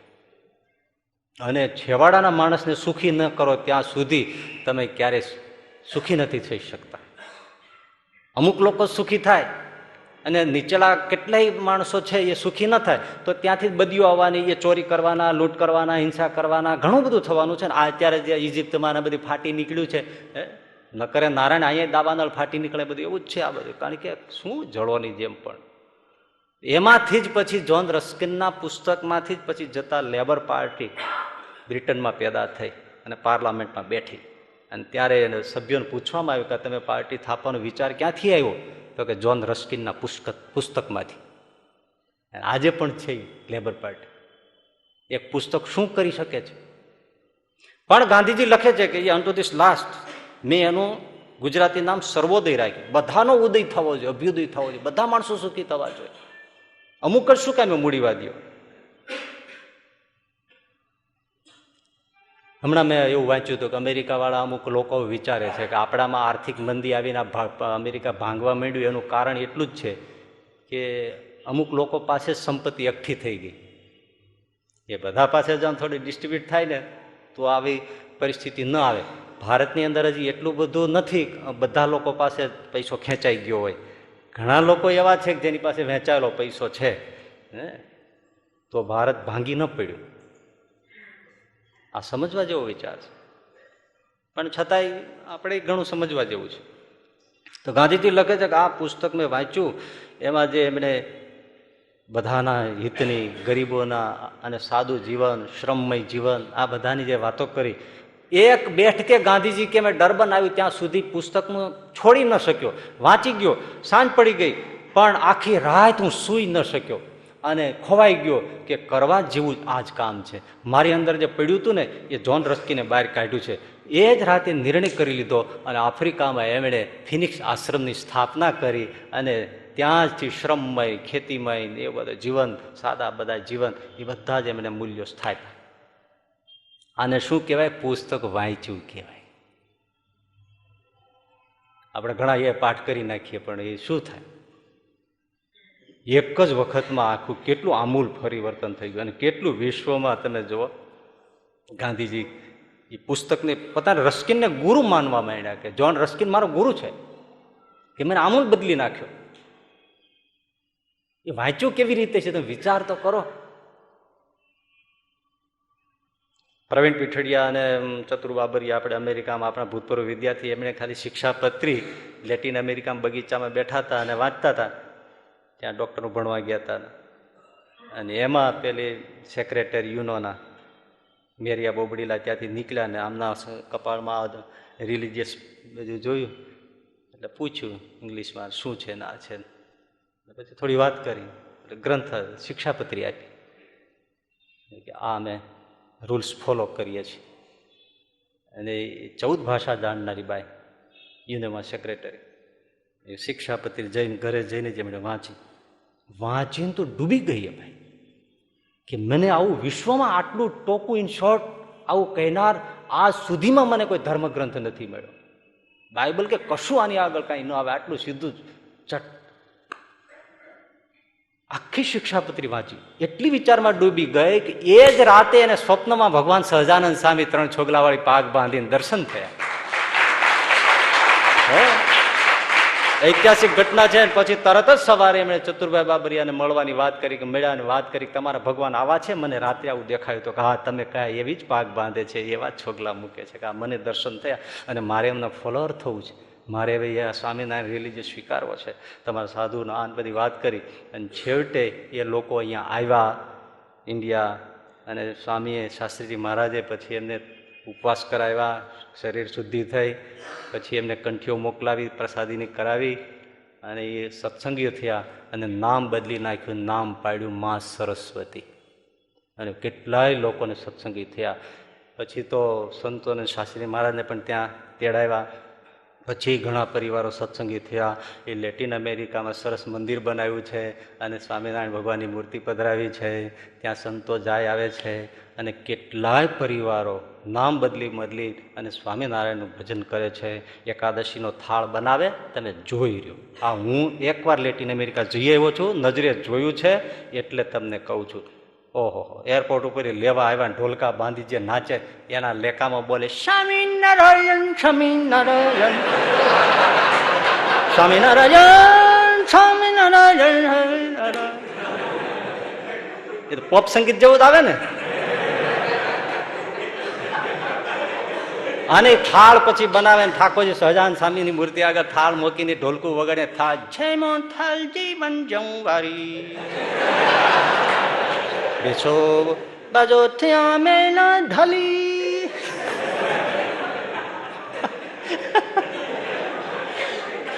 પણ એ ગાય પણ આમ એવા એવા છે પ્રેમથી આંખમાં આંસુ હાલ્યા જતા હોય, ખરેખર પૂજા કરતા હોય, રોતા હોય. આપણે જોયા પ્રેમી હોય છે એવા ભક્તો. નહીં પોતાના દારૂના માંસના બધા વેપાર મૂકી મૂકીને ભિખારી જેવા થઈ ગયા તો સત્સંગ ન મૂક્યો. બબે 3-3 વર્ષ સુધી ઘનશ્યામ ભગત એનું નામ તો બીજું હશે પણ એ ઘનશ્યામ ભગત તરીકે ઓળખીએ. હેનરી ભગત પણ ના કશું જ એવા ધંધાય નહીં. બધું છોડી દીધું, દારૂમાં મોટા મોટા સ્ટોલ બધું મૂકી દીધું. હવે રોડ ઉપર આવી ગયો માણસ. પછી હોબી હતી ચિત્રો દોરવાની, એ દોરી દોરીને જીવન કાઢે પણ કોઈ વેચાય તો ને. 3-3 વર્ષ વહી ગયા, ખાવાના ફાંફા થઈ ગયા પણ કોઈની પાસે માગે નહીં. ગમે ત્યાં મરી જાય તો મરી જાય પણ એકવાર આ સ્વામિનારાયણ મળ્યા છે મૂકવા નહીં. આવા ગુરુને આવા ભગવાન મળે નહીં. આ એની નિષ્ઠા જુઓ. ફૂટપાથ ઉપર માણસ બેઠો, એકવાર કેટલા મોટા સ્ટોરનો માલિક ફૂટપાથ ઉપર બેસી અને ચિત્રો દોરે અને વેચવા માટે એમ કે કોઈ લ્યો તો સારું. કેવી છતાંય સત્સંગ ન છોડે અને સ્વામિનારાયણ સ્વામિનારાયણ ભજન કરે. જે આ ભાઈ બેઠા છે એમણે તો બધાને જોયા છે. શું રાજુભાઈ ઠેસી અમેરિકા જ છે. એમને ત્યાં ઘણી વાર આવે છે, એમની જમાડે સત્સંગ કરે છે. અમેરિકામાં પણ ન્યુયોર્કમાં પણ એ લોકો ઘણા આવ્યા છે ત્યાંથી નોકરી અર્થે ધંધા અર્થે. તો એ હવે મળે છે, હવે ઘણા સુખી થયા છે બધા. કેવો પ્રેમ. તો એ ઘનશ્યામ ભગત ત્યાં મૂર્તિઓ એટલે ચિત્ર બધું દોરે આર્ટિસ્ટની રીતે. 3-3 વર્ષ વહી ગયા. એમાં એક જણો આવ્યો, ભગવાન આપે સામું ના જોવે કેમ બને, એમાં એક જણ આવીને છે આ પિક્ચર મારે લેવું છે. કેટલામાં? 2000 પાઉન્ડમાં, 2 લાખ પાઉન્ડમાં. લઈ ગયો. એ ચિત્રનું એટલું હોય નહીં પણ આમને આપવું છે ને. 2 લાખ પાઉન્ડમાં ચિત્ર લઈ ગયો. એટલે આટલું નથી, મારે આપવું છે ને. લઈ ગયો અને દી ફરી ગયા બધા. અને પછી ફરીથી પાછા અત્યારે એવા જમાવીને ધંધા થઈ ગયા. પણ 3 વર્ષ કાઢે કોણ? કઠણ છે ભાઈ. આ પુસ્તક ગાંધીજીએ જે વાંચ્યું અને વાંચ્યું કહેવાય, માં સરસ્વતીએ પુસ્તક વાંચ્યું કહેવાય. એને વચનામૃત વાંચ્યું, સ્પેનિશ ભાષામાં આખું ટ્રાન્સલેશન કર્યું. બોલો, ઇંગ્લિશ ઉપરથી અત્યારે ટ્રાન્સલેશન થયેલું ગ્રંથ છે એમની પાસે.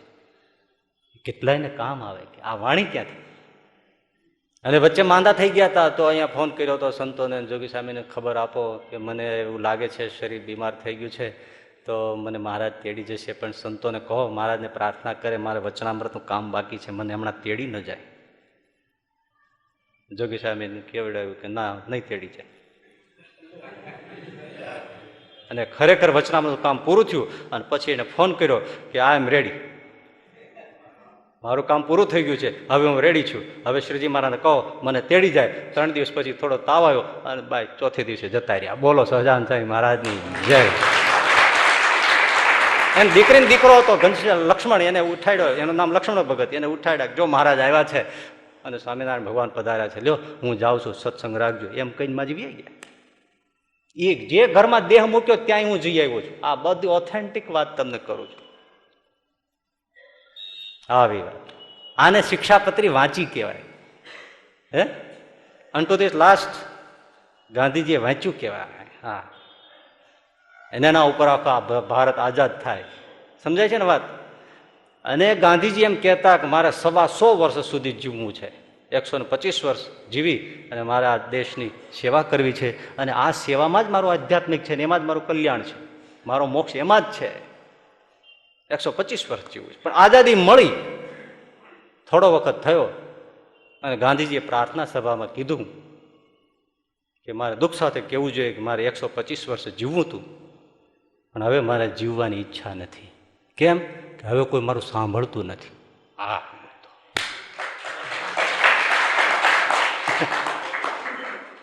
હવે કોઈ મારું સાંભળતું નથી અને હવે મારે નથી જીવવું. અને એ જ વર્ષે 78 વર્ષે ડોસા વૈયા. બોલો કેમ? મારું કોઈ સાંભળતું નથી. આ મૂળ મુદ્દો આપણે જે ઉઠાવ્યો ને પહેલેથી, શ્રવણ કરીએ છીએ, બહુ શ્રવણ કરીએ, બહુ શ્રવણ કરીએ, હળી કાઢીને જાય છે.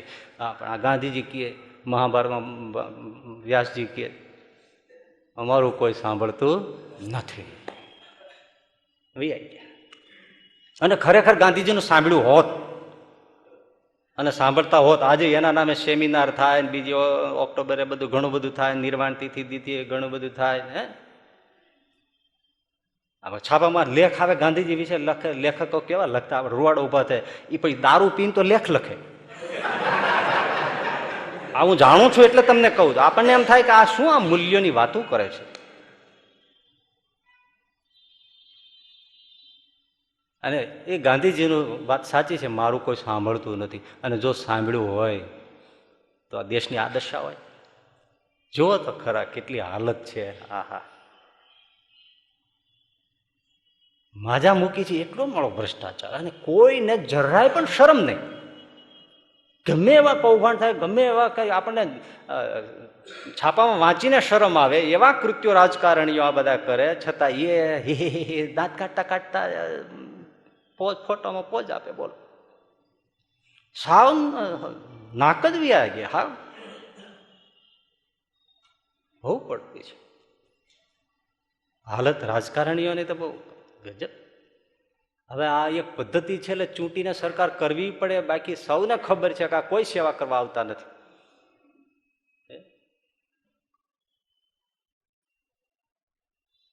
એવા છે ત્યારના રાજકારણી.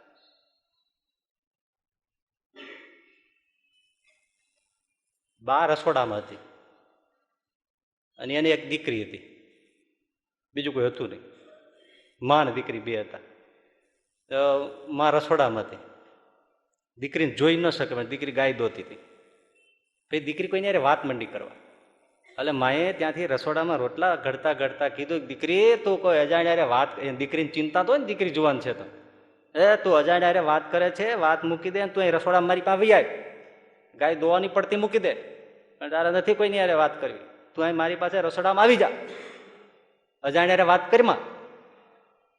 એટલે દીકરી ગાય ધોતા ધોતા બોલી, પણ બા આ તો રાજકારણી પ્રધાન આવ્યા છે, ચૂંટણીમાં ઉભા રહ્યા છે, એ મતદાન કરવાનું સમજાવે છે, રાજકારણી છે. હા તો ગાય નહીં લેતી આવ.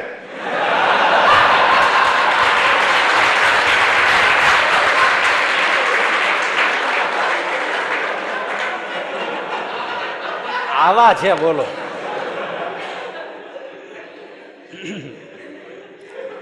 એક રેસ્ટોરાંમાં અમેરિકન, જાપાનીઝ, ચાઇનીઝ અને ઇન્ડિયન, ભારતીય 4 જણા બેઠા બેઠા કઈ ખાતા પીતા છે. તેમાં અમેરિકન કે હમારે યહાં તો કુત્તે ફૂટબોલ ખેલતે हैं, કૂતરાઓ ફૂટબોલ રમે. हमारे अमेरिकन के हमारे यहाँ कुत्ते फुटबॉल खेलते हैं.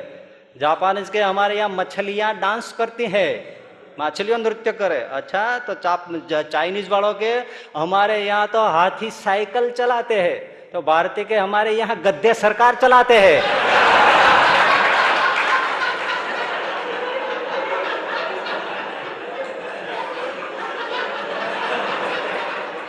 શું પણ કઈ વાત છે, અમારે यहाँ ગદ્દે સરકાર ચલાતે. નથી લાગતું એવું છે? ગધા ગધેડાને કઈ તો શરમ આવે, 3 દી એને તાવ આવે, અમને સોંપ્યું હોય તો અમને સારું કરીએ. કેમ એકે ગધેડો કરપ્શન કરતો નથી, સ્વિસ બેંકમાં નાણાં મૂકતો નથી, ખોટું કરતો નથી, શ્રમજીવી છે. અમેરિકામાં પાર્ટીનો એક સિમ્બોલ જ ગધેડો છે. આના જેવું કર્મઠ પ્રાણી કોણ? માલિકની પાસે કાંઈ માગવું નહીં, પોતે રાત આખી રખડીને ઉકરડા ફોડીને ગાંઠનું ખાઈને સેવા કરે, એવું ગધેડો છે.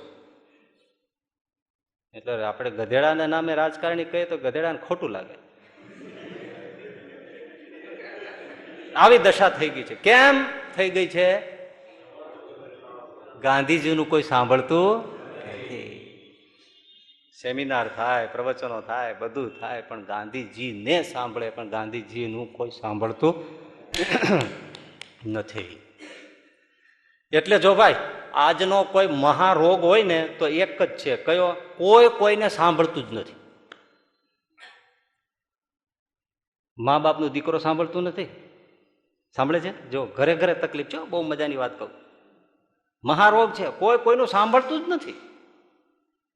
દીકરો બાપનું સાંભળતો નથી, દીકરો બાપનું સાંભળતો નથી, દીકરાનું બાપ સાંભળતો નથી, માનું દીકરી સાંભળતી નથી, દીકરીનું માં સાંભળતી નથી, ભાઈનું ભાઈ સાંભળતો નથી, બેનનું ભાઈ સાંભળતો નથી, ભાઈનું બેન સાંભળતી નથી,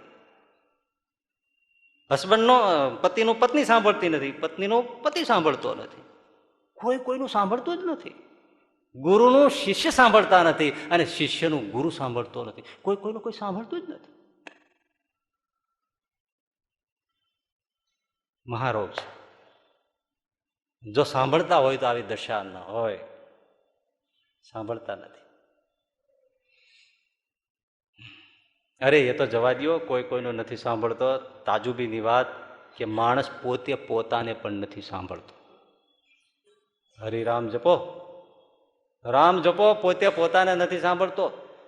બે જણા ચોરે બેઠા બેઠા બાજી પડ્યા, લોહી લુહાણ થઈ ગયા, પાટાપીંડી થઈ ગઈ, આમ ટાંક આવી ગઈ, એટલું બધું વાગી ગયું, લોહી લુહાણ પાટા થઈ ગયા. કોઈએ પૂછ્યું કે બે જણા મને બેઠા હતા ના પાટાપીંડી થઈ ગઈ એટલે કાં બાજી પડ્યા? શું વાંધો પડ્યો? બે જણા અહિંસાની ચર્ચા કરતા હતા.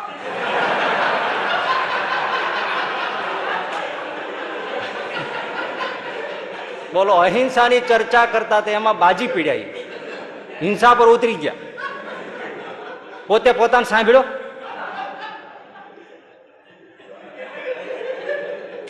પોતે પોતાને નથી સાંભળતો. એ પોતે એમ બોલતો હોય, અહિંસા ઉપર વાત કરતો હોય તો પછી હિંસા ઉપર ક્યાંથી ઉતરી ગયા? બહુ જ સૂક્ષ્મ વાત છે. પોતે પોતાને પણ માણસ નથી સાંભળતો.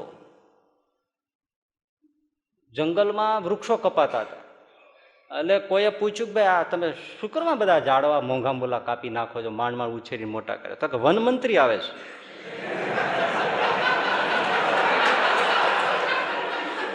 એટલે વન મંત્રી શું કામ આવે છે? તો કે વૃક્ષારોપણ કરવા આવે છે. એની સભા છે. હવે કાપનારા વન મંત્રી, વનના ફોરેસ્ટના અધિકારીઓ, આ બધા ખબર છે ને, છતાં પોતે પોતાને સાંભળે છે? પોતે પોતાને નથી સાંભળતા. આ એ બીજા નહીં, આપણા ઉપર હસી કરવાની વાત છે. આપણે પણ નથી સાંભળતા. નથી સાંભળતા. કોઈ પણ સાધુને તમે પ્રવચન આપી દો, ચાલો શું કે એ આજ્ઞા પાળજો, આજ્ઞાની ઉપાસના 2 પાંખ છે, પાંખ વગર પક્ષી ના ઉડ.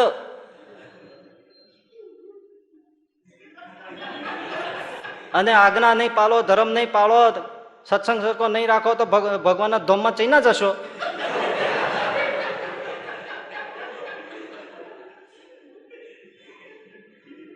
આવી બધી વાતો કરે ને હે,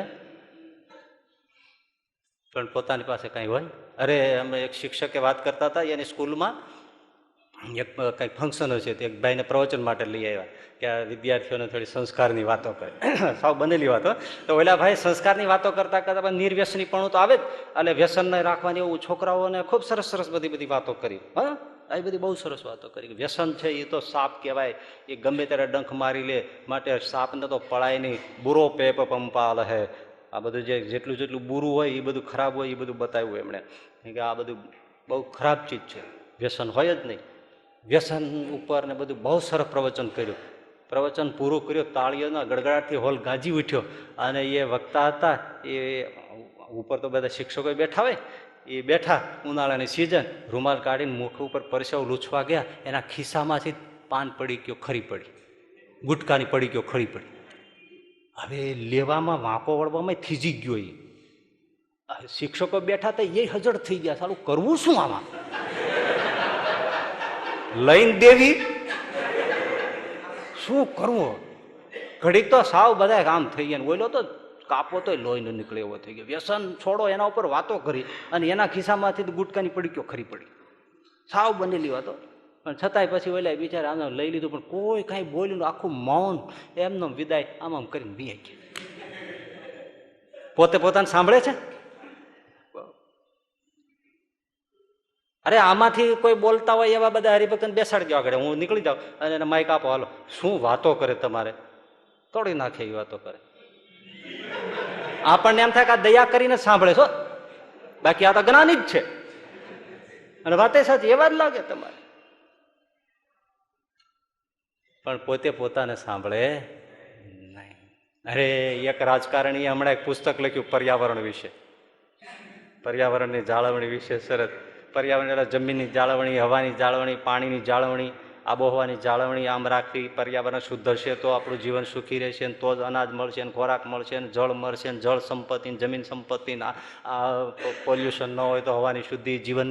કેટલું બધું પુસ્તકમાં લખ્યું. અને એ જ રાજકારણીને હાથે જ આબોહવાની, પર્યાવરણની ઘોર ખોદાય છે. બોલો, પોતે પોતે પુસ્તકો લખે અને છતાંય પર્યાવરણની ઘોર ખોદાય છે. પોતે પોતાને સાંભળે છે. જો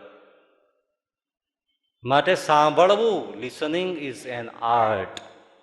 કળા છે સાંભળવું, એ બહુ મોટી કળા છે, બહુ કળા છે. મોટા મોટી કળા સાંભળવું એ છે. 4 પ્રકારના સાંભળવા આવતા હોય છે. સાંભળવું છે? હા પાડો છો, પણ કોઈ મારું સાંભળતા નથી. હકીકત છે. સાંભળતા હોય કે આમ હોય, આમ હોય, બોલો આમ હોય.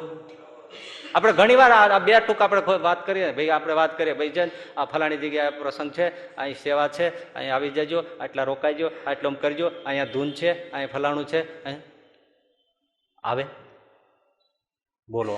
અને બધા શું કે અમે સાંભળીએ છીએ. કોણ સાંભળે છે આપણું? બોલો. કેટલા અમલમાં કેટલું કરે? ભાઈ કીધું છે તો આપણે જાય, ઘરે બેઠા હોય તો જાય. હે આપણે કે ભાઈ સમયમાં પાકા થાવ, સમયમાં એ તો કીધે રાખે. આપણે જવાનું હોય ત્યારે જાય, પ્રાર્થના પ્રાર્થના પતી જાય, બધું પતી જાય, ધૂન પતી જાય, પછી નિરાતે જાય. કથા તો છે 10 વાગ્યા પછી શરૂ થતી હોય તો આપણે શું વાંધો, વહેલા જઈને શું ચા કરવાનું છે? અને આપણે એમ કહેતા કે વહેલા આવો, પ્રાર્થના થાય, ધૂન થાય, ભજન થાય, બધું થાય. તો એ તો કીધે રાખે, એને તો ટેવ પડી, એનો તો ધંધો છે. સાંભળે છે કોઈ? નહીં તો કીધું હોય તો એ પ્રમાણે કરવું છે. હા, કોઈ કારણ આવી જાય, કારણ નડતા હોય ને ન આવી શકાતું હોય તો અલગ વાત છે. એ તો ભગવાને જાણતો હોય ને સાધુ જાણતા હોય, બિચારા મુશ્કેલીમાં હોય તો ન આવી શકે. પણ કઈ ન હોય તો એ આપણે કરતા હોય એમ કરવાનું. આમાં ક્યાં સત્સંગ આવ્યો? સાધુનું કઈ માન્યું નહીં. આપણે કરતા એમ કરવાનું. આપણને અનુકૂળ હોય તો જવાનું, અનુકૂળ હોય ત્યાં જવાનું, નહીતર નહીં. બોલો, સાંભળે છે કોઈ? આ ભજગોવિંદ આપણે દેશ વિદેશમાં કેટલાય બધા સાંભળે. સાંભળ્યું કોને કહેવાય? વ્યસન હોય ને વ્યસન મુકાઈ જાય. પૂજા ન કરતો પૂજા લે, સત્સંગ ગ્રહણ ન કર્યો, સાધુને મળીને સત્સંગ ગ્રહણ કરે. 5 માળા કરતો હોય 10 માળા કરતો થઈ જાય. ધ્યાન કર્યા વગર સૂતો હોય ધ્યાન કરતો થઈ જાય. જપ કરતો થઈ જાય, હાલતા ચાલતા. નિયમ બધા પાળવા માંડે, જીવન શુદ્ધિ થઈ જાય. કેટલું કેટલું આપણે ભગવાનના નામનું, ભજનનું, જીવનનું, ધનનું, નાનું, સ્ત્રીનું નાનું, બધું ઘણું બધી વાતો આપણે કરી છે.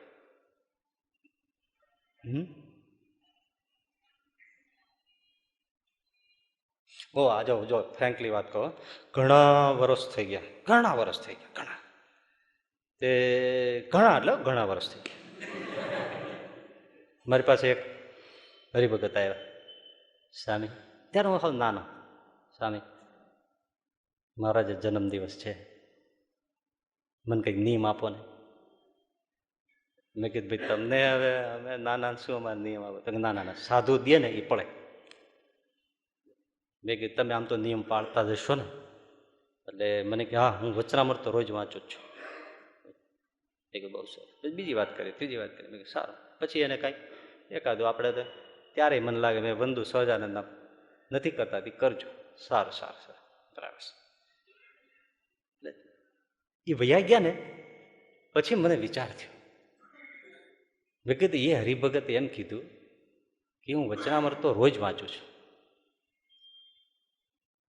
તો મેં કીધું હાળું એને મેં કીધું કે વચનામૃત રોજ વાંચો એ બહુ સારી વાત છે, અને હું ક્યારેક ક્યારેક શું કામ વાંચું છું? બહુ વર્ષો પહેલાની વાત છે. ત્યારથી નિયમ લઈ લીધો કે જો આપણે હરિભગતને કહેતા હોય કે વચનામૃત રોજ વાંચવું જ જોઈએ, તો આપણે પણ રોજ વચનામૃત વાંચવું જ જોઈએ. એ ચાલે જ નહીં. આપણે કહીએ તો આપણે કરવું પડે ને. જેટલું શક્ય હોય એટલું પોતે પોતાને સાંભળવા જોઈએ. એટલે ભજગોને એમ સાંભળીએ, પણ એમાં જે આવે એ બધું સ્વીકારવું જોઈએ, કરતા શીખવું જોઈએ. પણ 4 પ્રકારના શ્રોતાઓ કથામાં હોય છે. સાંભળજો.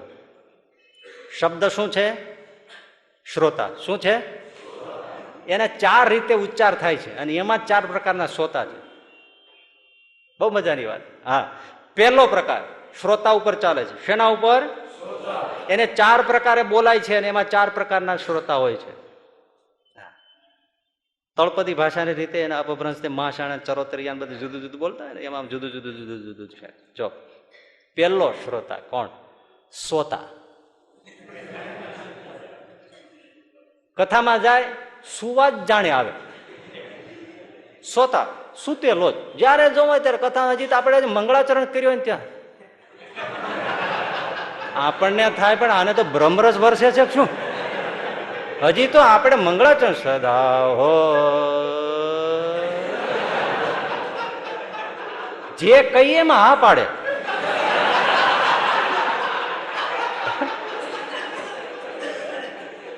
આપણે કઈ તમે તો સાવ નાલાયક છો, જે કયો એમાં હા પાડે. બોલો. શ્રોતા.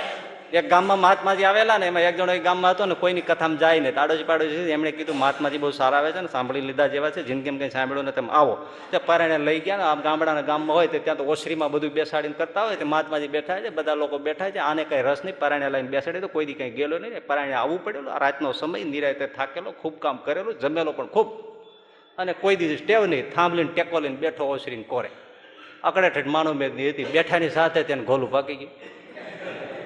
હવે તમને એની ગરદણી જે હતા ને, એની બકરી એક ત્યાં બાંધેલી, તે બકરાને ટેવ પડી ગઈ હોય છે, તમે આમ કરો ને તે સામે આમ કરે. બકરાને ટેવ હોય, બકરું લડે, શીંગડીઓથી લડે, એટલે તમે એની સામે આમ કરો એટલે તરત આમ કરે, એને ઢીક લે સામી. હવે ઓઈલો જે થાંભલીને ટેકે બેઠો તો એ તો ઊંઘમાં આમ કરે, ઓલી ફેરવીને અહીં પડખામાં મારે.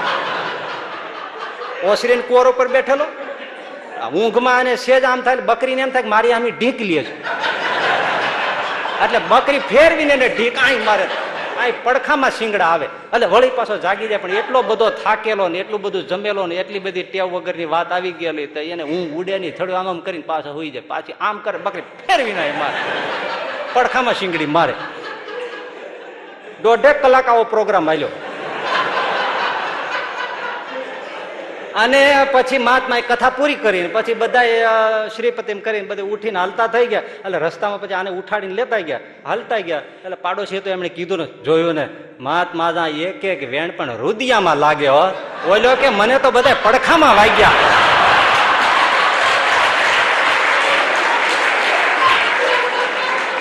મને રુદિયામાં વાગ્યા ને બધા પડખામાં વાગ્યા હો. આમ જોઈ લો, ઢીમચા થઈ ગયા. એલા મહાત્માના વેણ નથી, બકરાના શીંગડા છે. ભલા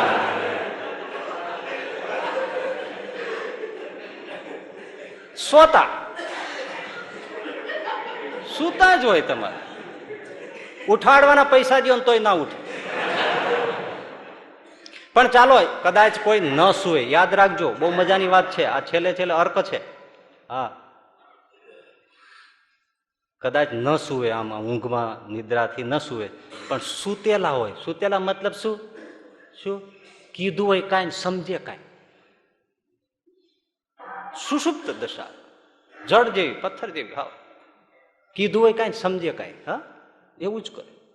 ઓલો નહીં, એક જણો દવાખાને ગયો બાપો, ડોક્ટરે દવા આપી બાબાને, લ્યો લ્યો આ 3 દિવસ દવા લેજો અને પોપૈયા ઉપર રહેજો.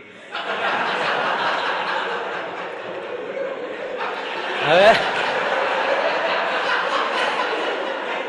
ડોક્ટરે તો એમ કીધું પોપૈયા ઉપર રહેજો, એટલે પોપૈયું ખાઈને રહેજો.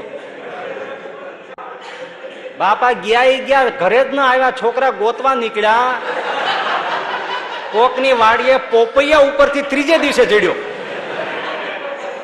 પોપૈયા ચડીને બેઠો બાપો. બોલો, ડોક્ટરે કીધું છે પોપૈયા ઉપર રહેજો. પોપૈયા ઉપર રહેજો એટલે પોપૈયું ખાઈને રહેજો. એક છોકરો જુવાન જોત લઠ્ઠ જેવો એની વૃદ્ધ માને દવાખાને લઈ ગયો વૈદ પાસે. એટલે વૈદે પછી બોટલમાં શીશી આપી, દવા મોટી શીશી ભરીને દીધી. લ્યો આ લઈ જાઓ, અઠવાડિયા સુધી માજીને આ દવા છે ને આ પીવડાવજો, પણ હલાવીને પીવડાવજો.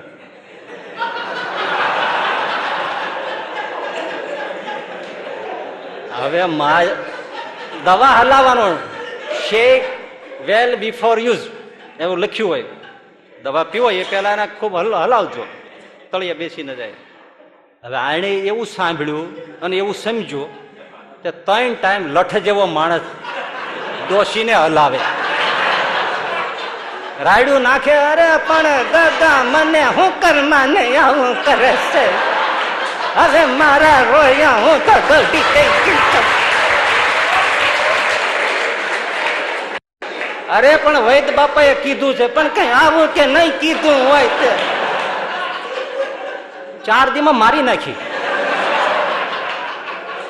મોકલી દીધી ઉપર ડોશીને. બોલો, દવા પડી રહી ડોશી વહી ગઈ.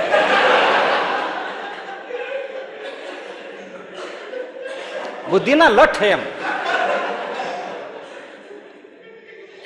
આ હસવાની વાતો છે, પણ સત્સંગમાં લોકો આવું શું કરે? આપણે તમે એમ કહો, અજામિલનો પ્રસંગ તમે વર્ણવો સરસ મજાનો, કે અજામિલે મહાઘોર પાપ કર્યા, વિભિચાર કર્યા, દારૂ પીતા, બધું માંસાહાર કર્યા, બધું કર્યું, અને સાધુએ એને કીધું કે તમે છોકરા નામ નારાયણ પાડજો, અને અંતે નારાયણ એનું છોકરાને બોલાવ્યો અને અજામિલનો ઉદ્ધાર થઈ ગયો. તો આવા જે સોતા હોય ને, સોતા જડ બુદ્ધિ લઠ બુદ્ધિ, એ શું કે બસ બહુ સરસ વાત છો, ગમે એ કરો, નામ જપો. આવા હોય આને કહેવાય સોતા.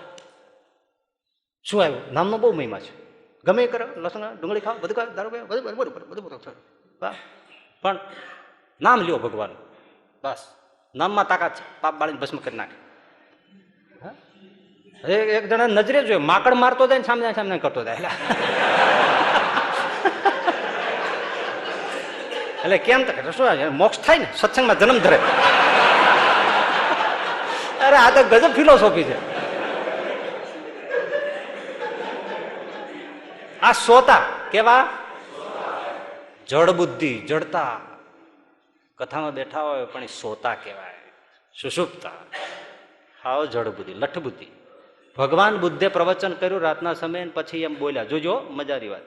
એટલે ભગવાન બુદ્ધે પ્રવચન પૂરું કરતા એમ કહ્યું કે હું કહેવાનું બંધ કરું છું, હવે રાત્રિના અંતિમ કાર્ય કરીને સૌ સૂઈ જાઓ. રાત્રિનું અંતિમ કાર્ય કરીને સૂઈ જાઓ, બસ. એટલે ભગવાન બુદ્ધનું કહેવાનું શું હતું? ધ્યાન કરીને સૂઈ જાઓ. રાત્રિનું અંતિમ કાર્ય આજ ને, એમાં ચોર બેઠો તો એ કે લ્યો એમણે શું કીધું? અંતિમ કાર્ય કરીને સૂઈ જાઓ. ચોરે એનો અર્થ કર્યો, ચોરી કરીને પતાવીને સૂઈ જાઓ. વૈશ્યાયિક બેઠી હતી, અંતિમ કાર્ય કરો, વ્યભિચાર કરો, પછી સૂઈ જાઓ. વેપારી બેઠો તો હિસાબ કિતાબ કરી બધું ગણી પછી સૂઈ જાઓ.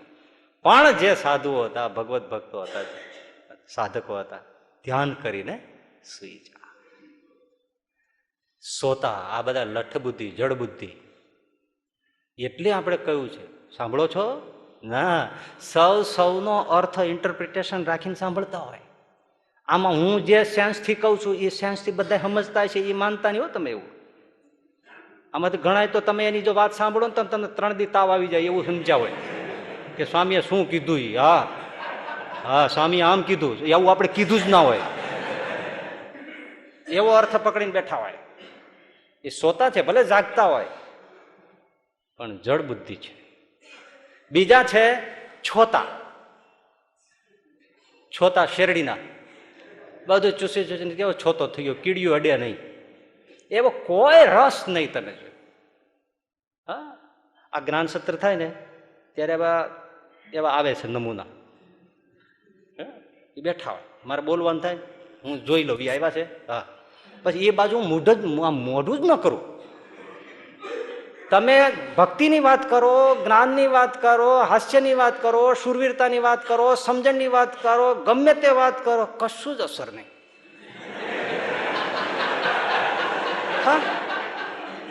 આપણને થાય કે આના કરતા થાંભલા જવાબ આપે છે. થાંભલાને કહે તો થાંભલો પડઘો આપે, હે ભજન કરજો તો થાંભલો બોલે ભજન કરજો. એના કરતા થાંભલો જવાબ આપે પણ ઓયલો જવાબ ન આપે. ભૂલે ચૂકે જો એની તરફ જોવાઈ જાય તો આપણો નશો ઉતરી જાય. તમે એમ માનો છો આમાં મારી દ્રષ્ટિ ફરતી હોય પણ અમુકને સામે જોવો જ નહીં, કોઈ દી જિંદગીમાં ન જોવો. આમ જરીક આમ જ મને મારી વાત નથી પણ લગભગ જોતા આવડે ને ખબર પડી જાય. આંખ છે ને એ દીવાન છે, દીવાન ખાનું. તમે કોઈની સામે આંખ માંડીને જો જોતા આવડે ને ખબર પડી જાય આનામાં અક્કલ કેટલી છે. એમ મારું માપ મને કાઢતાનું હોય ને તો હું કથા કરી કોઈની સાંભળે ને, કોઈની કથા બેઠી હોય ને પહેલાં હું બારીમાંથી ચારે બાજુ જો એ કઈ રીતે કેમ આંખ માંડીને જોઈ મને ખબર પડી જાય આનામાં અક્કલ કેટલી છે અને આને કેટલી સત્સંગની ભૂખ છે એ તરત ખબર પડી જાય. બાકી એના ડોળા જોઈને ખબર પડી જાય કાંઈ નથી આમાં. હા, એટલે અમુક હોય બિચારા હશે આવે ભાવથી આવતા રામ જાણે પણ એ છોતા જેવા તમે એની સામે જોવાય જ નહીં. જો જોયું નશો ઉતરી જાય તમારો. તમે એટલી સરસ વાત કરતા ભાઈ એની સામે જોવો નશો ઉતરી જાય તમને, કારણ કે આમ બુદ્ધિ એની પાછળ પાછા પડે. હા, હાસ્યની વાત આવે તમે હસો, ગંભીરતાની વાત ગંભીરતા, કરુણની વાત આવે તો આંખમાં જરા ભીનાશ આવી, ભક્તિની વાત ની ભાવની વાત આવે તો હૈયું ભીનું ભીનું થઈ જવું જોઈએ અને એકાકાર શ્રોતાને વક્તા થવા જોઈએ, એમ જવો રસ જરવો જોઈએ ને. આરા ઘટાટો વાદળા વરસાતા હોય એવો આ ચોમાસું મંડાણ, ચોમાસું ને સત્સંગ સરખા કહેવાય. એમાં પલળે નહીં તો ક્યાં પલળવાનું હોય.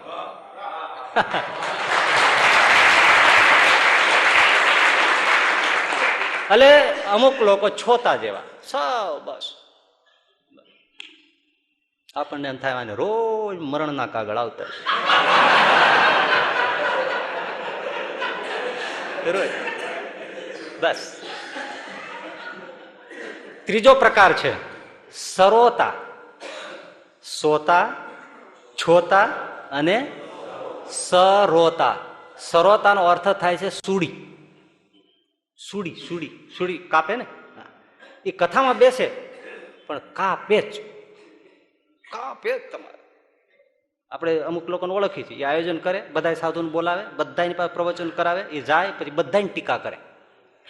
બોલ્યો આમ બોલ્યો આવો છે, બોલ્યો આમ બોલ્યો આવો છે. એટલે તમારે બધાની ટીકા કરવી છે. તમને કોઈ સારો નથી લાગતો તો તમે જાતે જ બોલીને ફંક્શન પૂરું કરો ને. તમે શું કામ બધાની કાપ કાપ કરો છો અને પાછા શું કામ બોલાવો છો? તમે એ સરોતા છે, સુડી જેવા છે, કાપે જ. આપણે વાત કરતા શું આવીને કે બીજી જરાક આટલી બધી જ્ઞાનની ઊંડાણની વાતો માસ પીપલ બધા આમાં કોણ સાંભળે કોણ સમજે? જરા કઈ હલકી ફુલકી ભાવની ભક્તિની વાતો કરવી જોઈએ. આ બધા લોકો કઈ તત્વની ઝીણી વાતો સમજવાના છે. બસ એક ધારું મંડી રાખવાનું, સમજીને ઓડિયન્સને સમજીને વાતો કરવી જોઈએ. આટલી બધી ઊંડી વાતો હોય જ્ઞાનની.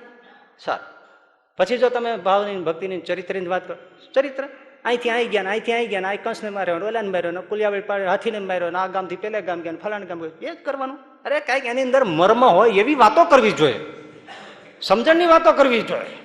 ભલે હળવી હળવી રીતે કામ કરીએ તો ચાલો. પછી આપણે બધી સમજણની વાતો હળવા હળવા દ્રષ્ટાંત નાખીને હસવાની વાતો હોય સત્સંગમાં, હા હા હી કરવાનું હોય. સત્સંગ છે એમાં હા હી ક્યાં આવે?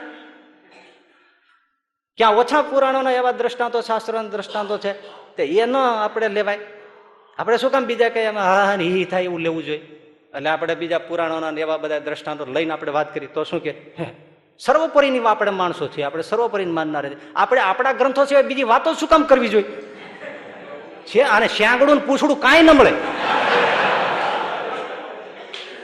આવા આવા હોય છે, આવા હોય છે. બસ ગમે તે બોલો ને ગમે તે બોલે કાપે જ, કાપે જ. તમારી એ સુડી જેવા બેઠા જ હોય, સરોતા છે. અને એક જ ચોથો પ્રકાર છે એ શ્રોતા છે.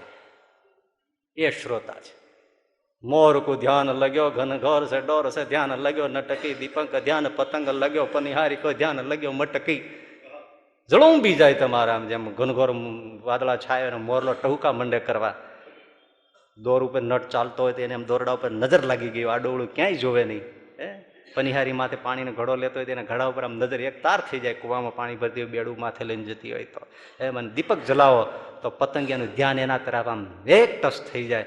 એમ કથામાં રસ જામી ગયો હોય એને શ્રોતા કહેવાય. પણ એવા શ્રોતામાં પણ 4 પ્રકાર છે.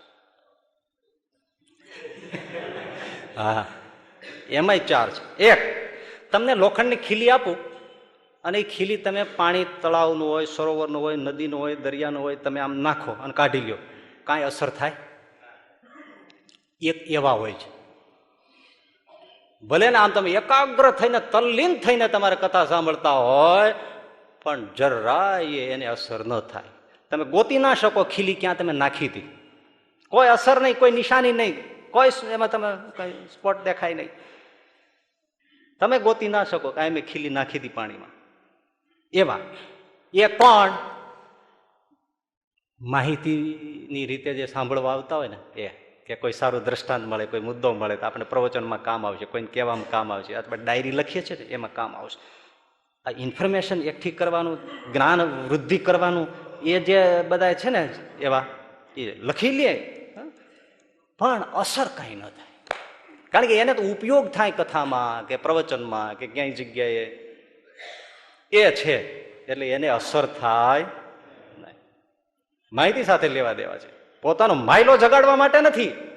અને લખ્યું છે માહિતીપૂર્વક એટલે એકાગ્ર થઈને સાંભળતા હોય ને, પણ એને પોતાને અસર ન થાય. એ અમારે આ જે સાધુઓનું વક્તા થવાનું હોય ને, એ બધી કથાઓ સાંભળે, હા, સાંભળીને પછી પ્રવચનને ઓર જમાવી દે. કોને ખબર છે ક્યાંથી લીધું છે?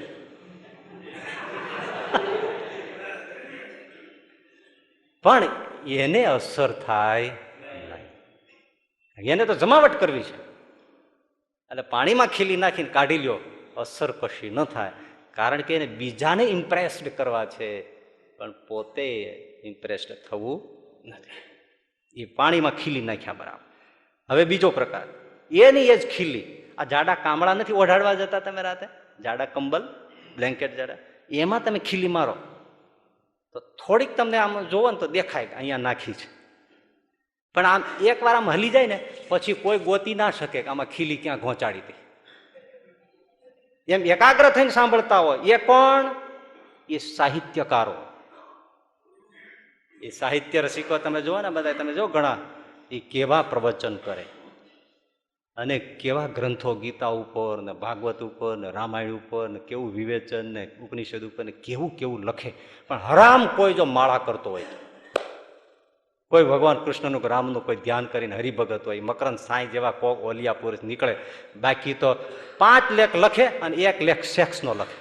બધો ઘોડીઓ વાળતા જતા જીવનમાં બધે. તમે આ વાત તમે જોવો ને, કૃષ્ણના ગીતો લખે, વિવેચનો કરે, છાપાઓમાં આવે, બધું લખે. એક જ નહીં, આવા ઘણા મોટા ભાગના તમારે સાહિત્ય કરો, કેટલા વિવેચન. આમ એની બુદ્ધિ આગળ તો આપણને એમ થાય કે આની બુદ્ધિ કેટલી ગજબની છે, પણ એકેય અધ્યાત્મ તરફ નહીં, એનો એકેયનો કોઈ ગુરુ નહીં, અને કોઈ એનો ઈષ્ટ નહીં ભજન, બસ, અને કોઈનું ભજન નહીં. મેં એ કહી વક્તા છે ને, નામ નહીં દઉં, એને બહુ સરસ વાતો કરી હતી ને અહીંયા જ. પછી સવારે મળ્યા ને એટલે મેં કીધું, તમે આ બધી વાતો કરી, પ્રાર્થનાની નાની ઘણી વાતો કરી, તમે કરો છો? ચોખ્ખું કીધું એને. બહુ એને માઠું લાગ્યું. મેં કીધું, ભાઈ મેં તો તમને કદાચ જાગી જાય માયલો, હા, અને તમે કરતા થાવ એટલે મેં કીધું છે. તો મને કે તમારી સાંભળવાની તૈયારી છે? મેં કીધું હા. મને કે તમે પૂજા કરો? મેં કીધું હું તો કરું જ છું ને, જપ કરું, માળા કરું, બધું કરું છું, સાદું જ છું. મને કે હું એવી વાતો કરીશ, તમે પાયામાંથી હલી જશો અને તમે જે કરો છો છોડી દેજો. મેં કીધું શરૂ જ કરો, શરૂ જ કરો. ઘણું કીધું. પછી મેં કીધું, ભાઈ જેને શાબ્દિક રીતે જીવન જીવી ગયો હોય ને એ હલી જાય, જેને અનુભૂતિ કાંઈક કરી હોય એ હલે નહીં. તમે લાખ કરો તો શું અસર થવાની છે? મારી નાખો તો માળા ભજન છૂટે નહીં. એટલે હું દિલથી કહું છું, કંઈક કરો ને, ભજન કરો, થોડું પ્રાર્થના કરો. આ બોલ્યાનો કઈ ખાલી અર્થ નથી. પણ એ બધા સાહિત્યકારો કેટલું સમૃદ્ધ સાહિત્ય બધા આપનારા હશે, પણ એમાં ભગવાનનો ભક્ત તમે ખોળી આવો. અને ભાઈ એવા એવાના પ્રવચનો તમે સાંભળી આવો. હાલો બધું સાંભળો, મજા આવે. તમારે એવા ગીત ઉપર તમારે વિવેચન કરે, તમારે ચોટલી ખીતો થઈ જાય એવા વિવેચન કરે. પણ એના પ્રવચન સાંભળીને કોઈ દુર્ગુણ મૂકે કહેજો. આ હાસ્યના પ્રોગ્રામો થાય, લોકો કેટલું બધું સાંભળે, પણ કોઈ બીડી મૂકે, વ્યસન મૂકે, માળા કરતો થાય, મંદિરે કરતો જાય, હે કોઈ બોલે. અને આ સત્સંગમાં ભલે આપણે કહીએ કોઈ સાંભળતું નથી એમ ભલે કહીએ છીએ, છતાંય આ સાંભળીને કેટલાય જીવન શુદ્ધમય જીવે છે.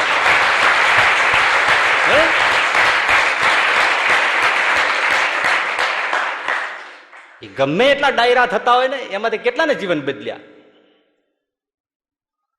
કેટલાને વૈરાગ ચીડ્યો. વાત સાચી, પણ છતાં અસર ન થાય. કેમ? રૂપિયા લઈને બોલે છે સાહેબ. એનો પ્રોફેશન છે એ. એટલે એ ખીલી તમે કામળામાં નાખો તો અસર કેટલી થાય?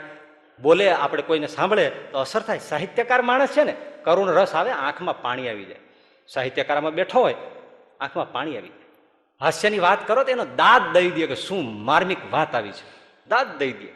વાત ખરી, પણ અસર કેટલી રે? ખીલી કાઢી નાખી લ્યો એટલી વાર. એ નવરસ પ્રમાણે અસર થાય, પણ જીવન ફરે નહીં. એ બધા સાહિત્યકારો. બીજો પ્રકાર. ત્રીજો, એ જ ખીલીને તમે જમીનમાં ખોંચાડો, જમીનમાં નાખો ખીલી, ત્યાં કાણું પડી જશે સાહેબ, કાણું પડી જશે. હા, પણ રે કેટલી વાર? 1 દિવસ 2 દિવસ. લોકોને અવર જવર થાય, પશુને હરફર થાય, તો પછી પવનની ઝપટ બહુ આવે તો પાછું બધું સરખું થઈ જાય. એમ એવા શ્રોતાઓ જે છે સારા છે, ભગવદી છે, ભગવાનના ભક્ત છે, સાંભળે છે, જીવવાની કોશિશ કરે છે, જીવે છે, ચડે છે, પણ વળી પાછો દેશકાળ ને કુસંગ ને કંઈક એવા સંસારના વ્યવહારની વિટમણા, એટલે વળી પાછું ભૂલી જવાય છે. કરે ભજન શરૂ પણ કરે, બધું કરે, પણ પાછું વળી આ સંસારની અથડામણ છે એટલે વળી પાછું એને ભૂલાઈ જવાય. એટલે વળી પાછા મળીને આવીને કે વાત સાચી, શરૂ કર્યું હતું પણ હમણાં પછી એટલી દોડધામ છે ને એટલે થોડુંક ઝાંખું પડી ગયું છે. પણ એ જમીનમાં ખીલી ગાલીને અસર થાય ને એવો સાધક માણસ છે, ભક્ત છે, કરવું છે, કરે છે.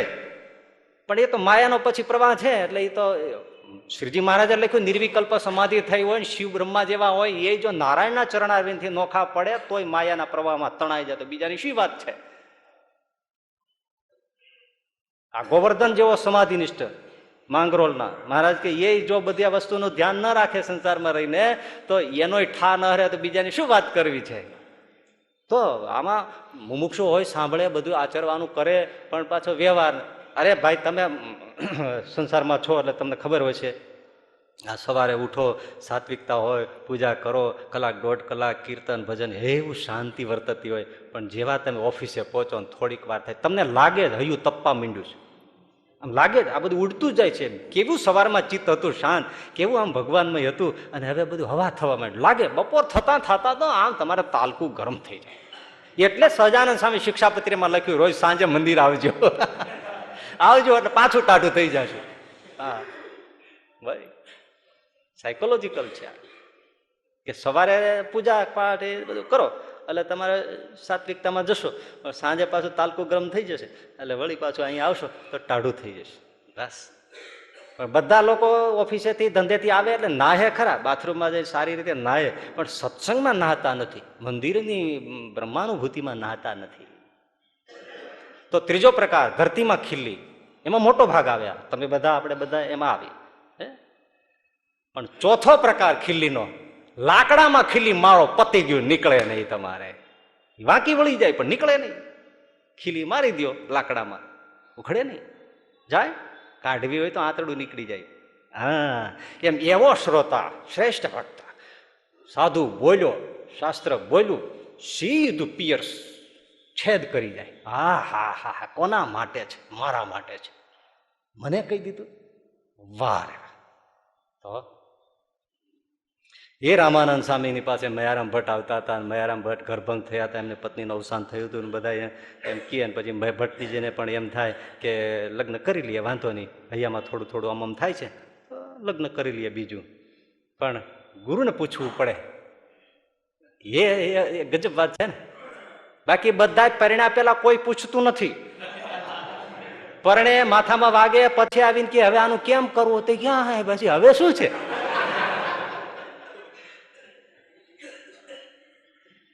પછી આવ્યા સભામાં બેઠા, લોજ આવીને રામાનંદ સ્વામી બોલતા હતા. સભા હતી એટલે એમ થયું સભા પૂરી થાય, જાણીતો પ્રસંગ છે પણ અનુરૂપ અહીં છે, સંગતિ છે એટલે યાદી આપું છું. પછી બેઠા અને વાત કરતા હતા રામાનંદ સ્વામી. રામાનંદ સ્વામી તો અંતર્યામી પુરુષ, બોલતા બોલતા એમ બોલ્યા, ભાઈ અમને કોઈ એમ પૂછે કે આ સંસાર આવો છે પણ એમાં અમારે પરણવું છે.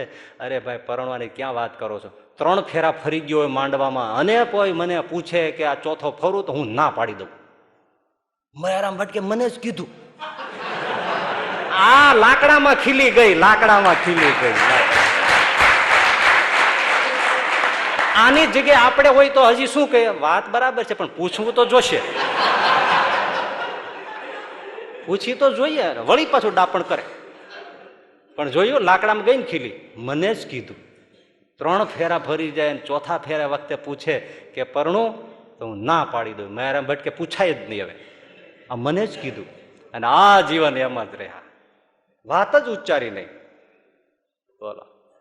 અને પછી થોડા વખતમાં રક્ષાબંધન આવી, ભટજી આવ્યા, રામાનંદ સ્વામીને કીધું સ્વામી રાખડી બાંધવી છે, બાંધો. એ જમણા હાથે રાખડી બાંધી. રામાનંદ સ્વામી કે માગો ભટજી, શું આપું? બસ આપનો રાજીપો. રાજીપો? ભટજી આ થાંભલો છે, હા એને સ્ત્રીનો ઘાટ થાય? તો કે ના. જા દક્ષિણામાં એ આપું, જા થાંભલાને સ્ત્રીનો ઘાટ થાય તને થાય, જા. પૂરું, વાત પૂરી. એટલે સંતોને સાંભળીએ છીએ પણ સંતોનું સાંભળતા નથી. જો સાંભળીએ તો પૂજા શરૂ થાય, માળા શરૂ થાય, સત્સંગ ગ્રહણ ન કર્યો હોય તો વિધિવત સત્સંગ શરૂ થાય. આ બધું છે, બધું થાય.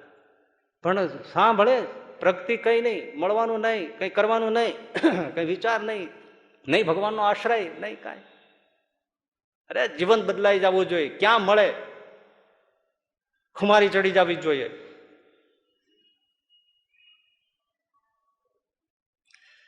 સાંભળવું એ આ જનરલ સાંભળો એ ખોટું નથી, ત્યાંથી શરૂઆત છે. એટલે બે સંતોને સાંભળવા, પેલું એ સાંભળવા, ન સાંભળવા એવું નહીં. જો ઘણાને હવે મેં હમણાં એક કહ્યું હતું ને તમને કે સમય ન મળતો હોય તો સવારે બાથરૂમ જાઓ, ભજન શરૂ કરી દો. એમાં તો તમારો ફરજિયાત સમય આપવો જ પડવાનો છે, અડધો કલાક 20 મિનિટ, જેવી જેની શ્રદ્ધા. ઘણા જાજરૂમાં બેઠા હોય, કેટલો સમય વયો જાય, કેટલો વયો જાય. બોલો, એક હોસ્ટેલ છે, છાત્રાલય સ્કૂલના જાજરૂમાં બોર્ડ માર્યું હતું. જાજરૂ સ્કૂલમાં હોય, કોલેજ સ્કૂલમાં, એમાં જાજરૂમાં બોર્ડ માર્યું હતું, વિદ્યાર્થીને વંચાય એવું કે અહીંયા જેટલું જોર મારો છો એટલું જોર મારો ને તો તમે ફૂલ્લી પાસ થઈ જાઓ.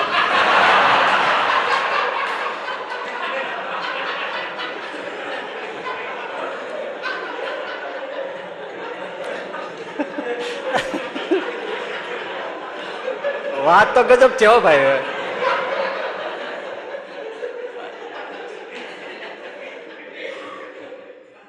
સાંભળવું એટલે નાહવા જાય તો કોઈ કામ નથી ને ભજન કરો. એમ મેં આ હમણાં બીજું ખોલી કાઢ્યું છે, એ અત્યારે કહી દઉં તમને. કોઈ કહે ને એનું ફોનમાં કહું છું, આ નથી સમય મળતો ને કથા સાંભળવાનો, તો ના. જમવામાં તમને ગમે તે 2-3 ટાઈમે, એક ટાઈમે તો ઘરના બધા ભેળા થાવ છો ને ડાઇનિંગ ટેબલ ઉપર, હા ત્યારે સીડી ચડાવી દેવી. ગપ્પા મારવાના નહીં, કશું નહીં. છોકરાએ સાંભળે, દીકરીઓ સાંભળે, તમારા ઘરના ગમે એવા અવળા હોય તો સાંભળે, અને ઘરના હરિભગતો જણ અવળો હોય તો એ સાંભળે. સીડી ચડાવી જ દેવાનું. ભલે ને બાલે વાતો કરે, બધું કરે, પણ એમ સાંભળતા, ચાવતા, ખાતા, ભજીયા વખાણતા, બધું વખાણતા, એમાં ક્યાંક શબ્દ આવે અને ધીમે ધીમે ધીમે અજવાળા થાય. માટે ડાઇનિંગ ટેબલ ઉપર એ સમય તો જવાનો જ છે, અડધો કલાક.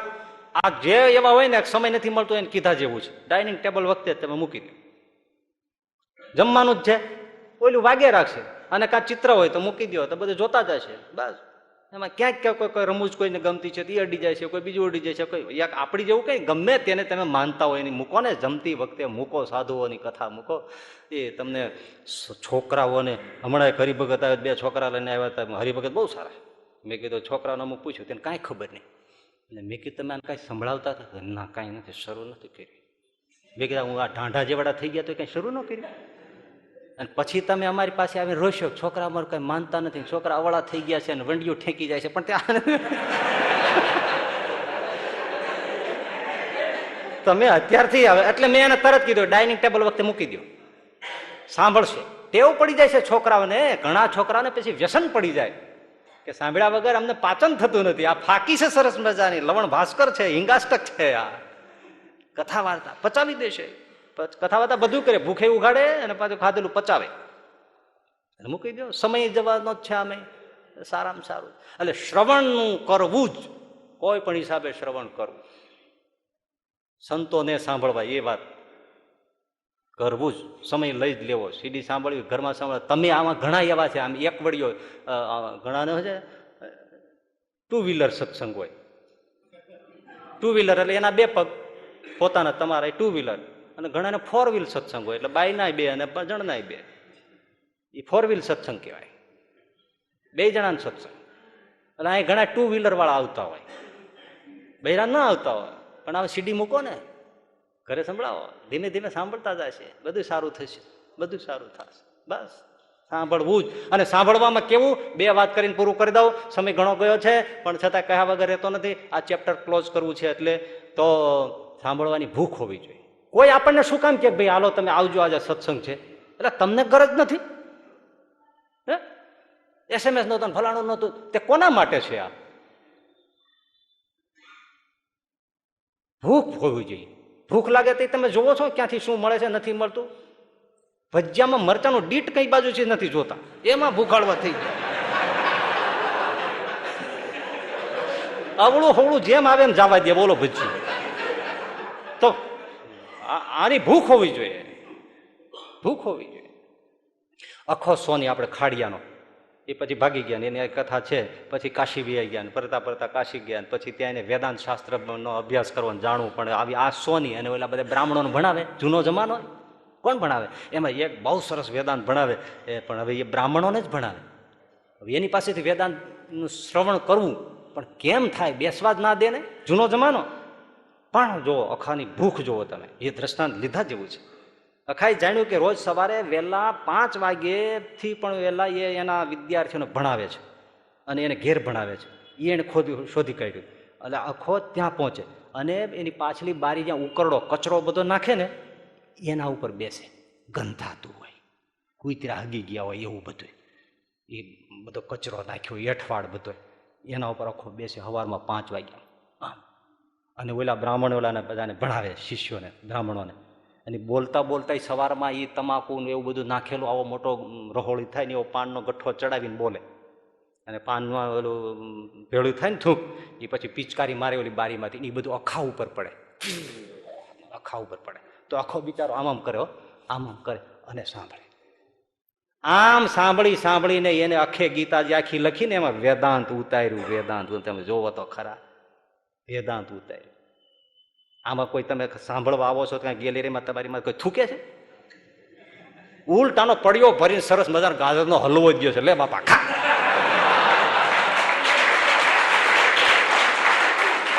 હે સરસ મજાનો પ્રસાદ આપે છે. માથે થૂકે તોય કથા સાંભળે, એને ભૂખ કહેવાય.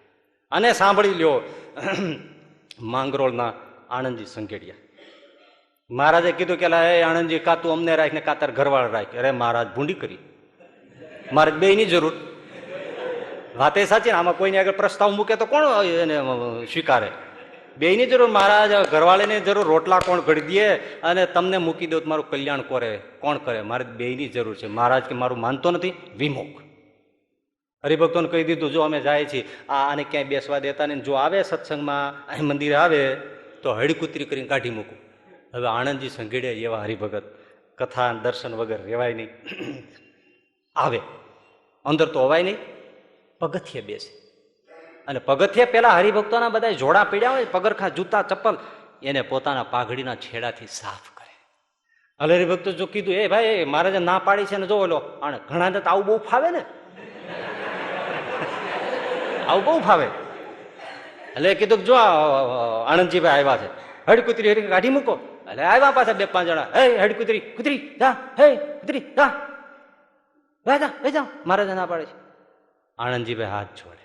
આણંદજીભાઈ કે જો ભાઈ હું અંદર નથી આવતો, મહારાજે ના પાડી છે ને, મને વિમુખ કર્યો છે, અંદર નથી આવતો. પણ ભલામણ આ તો બજાર છે, અને બજારમાં તો કૂતરાને બેહવાનો અધિકાર હોય તો મને કૂતરું માનીને તો બેસવા દો.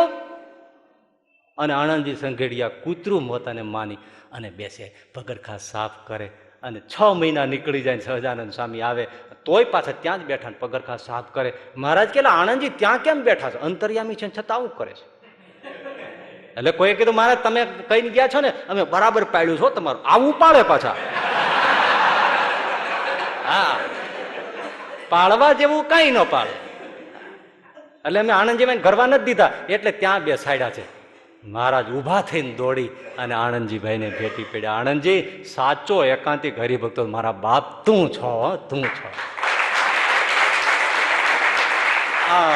એટલે સંતોને પણ સાંભળીએ અને સંતોનું પણ સાંભળીએ. ગમે એટલી કથા કહેવાય પણ જો ફેરફાર ન થાય તો કેવું કહેવાય? ગાય નાની હોય તો વાછડી કહેવાય, મોટી થાય એટલે ઓળકી કહેવાય, પછી એને ગાય કહેવાય. ફેરફાર થાય. ભેંસ છે ને, નાની હોય ત્યારે પાડી કહેવાય, મોટી થાય ત્યારે ખડાઈ કહેવાય, અને પાછી પુખ્ત થઈ જાય એટલે ભેંસ કહેવાય. અરે બોતડું ઊંટિયું કેવું છે? એ નાનું હોય ત્યારે બોતડું કહેવાય, મોટું થાય ત્યારે કરલિયું કહેવાય, અને પુખ્ત થઈ જાય ત્યારે ઊંટ કહેવાય. પણ એક પાડો એવો છે,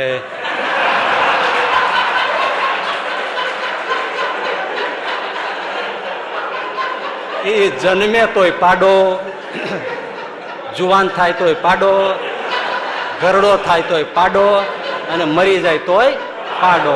એમ સત્સંગમાં બેસે જરાય ફેરફાર ન થાય એ ના બોલાય.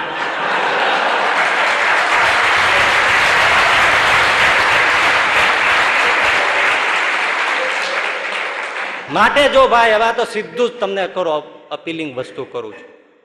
તમે ભજગોવિંદ સાંભળો છો, બળ કરીને ભાઈ ઘણી બધી વસ્તુઓ તમારા મારા બધાના જીવનને સ્પર્શે એવી વાતો કરી છે. ભગવાન ભજવાની, નામ મહિમાની, સત્સંગ મહિમાની, સાધુની ઘણી બધી વાતો કરી છે. ભજનની, માળાની, જપની, ધ્યાનની બધી. પણ એ સાંભળીને નાખી નહીં દેતા. પણ જીવનમાં ફેરફાર કરજો. માળા ન કરતા હોય તો માળા કરજો, પૂજા ન કરતા હોય પૂજા કરજો, તિલક ચાંદલો ન કરતા હોય તિલક ચાંદલો કરજો. અને જેને સત્સંગ ગ્રહણ ન કર્યો એને વિધિવત સત્સંગ ગ્રહણ કરજો, સાધુઓને સેવજો, આ બધું કરજો. વચનામૃત ન વાંચતા હોય તો વાંચજો, શિક્ષાપત્રી રોજ વાંચજો, કીર્તન કરજો, માળા કરજો, વંદુ કરજો, ધ્યાન કરજો. બધું જે કહેવાયું છે એ ધીમે ધીમે બધું કરજો તો તમે આ સાંભળ્યું કહેવાય. નહીતર શ્રવણ હજી પૂરું કર્યું નથી. હવે બીજી શરત છે. શું છે? સહવાસ. હા, કરવું છે ને શરૂ? કેટલા વાગ્યા જુઓ? હા, હવે એ સહવાસ વિશે આપણે આવતે વખતે વાત કરીશું. બોલો સહજાનંદ સ્વામી મહારાજ.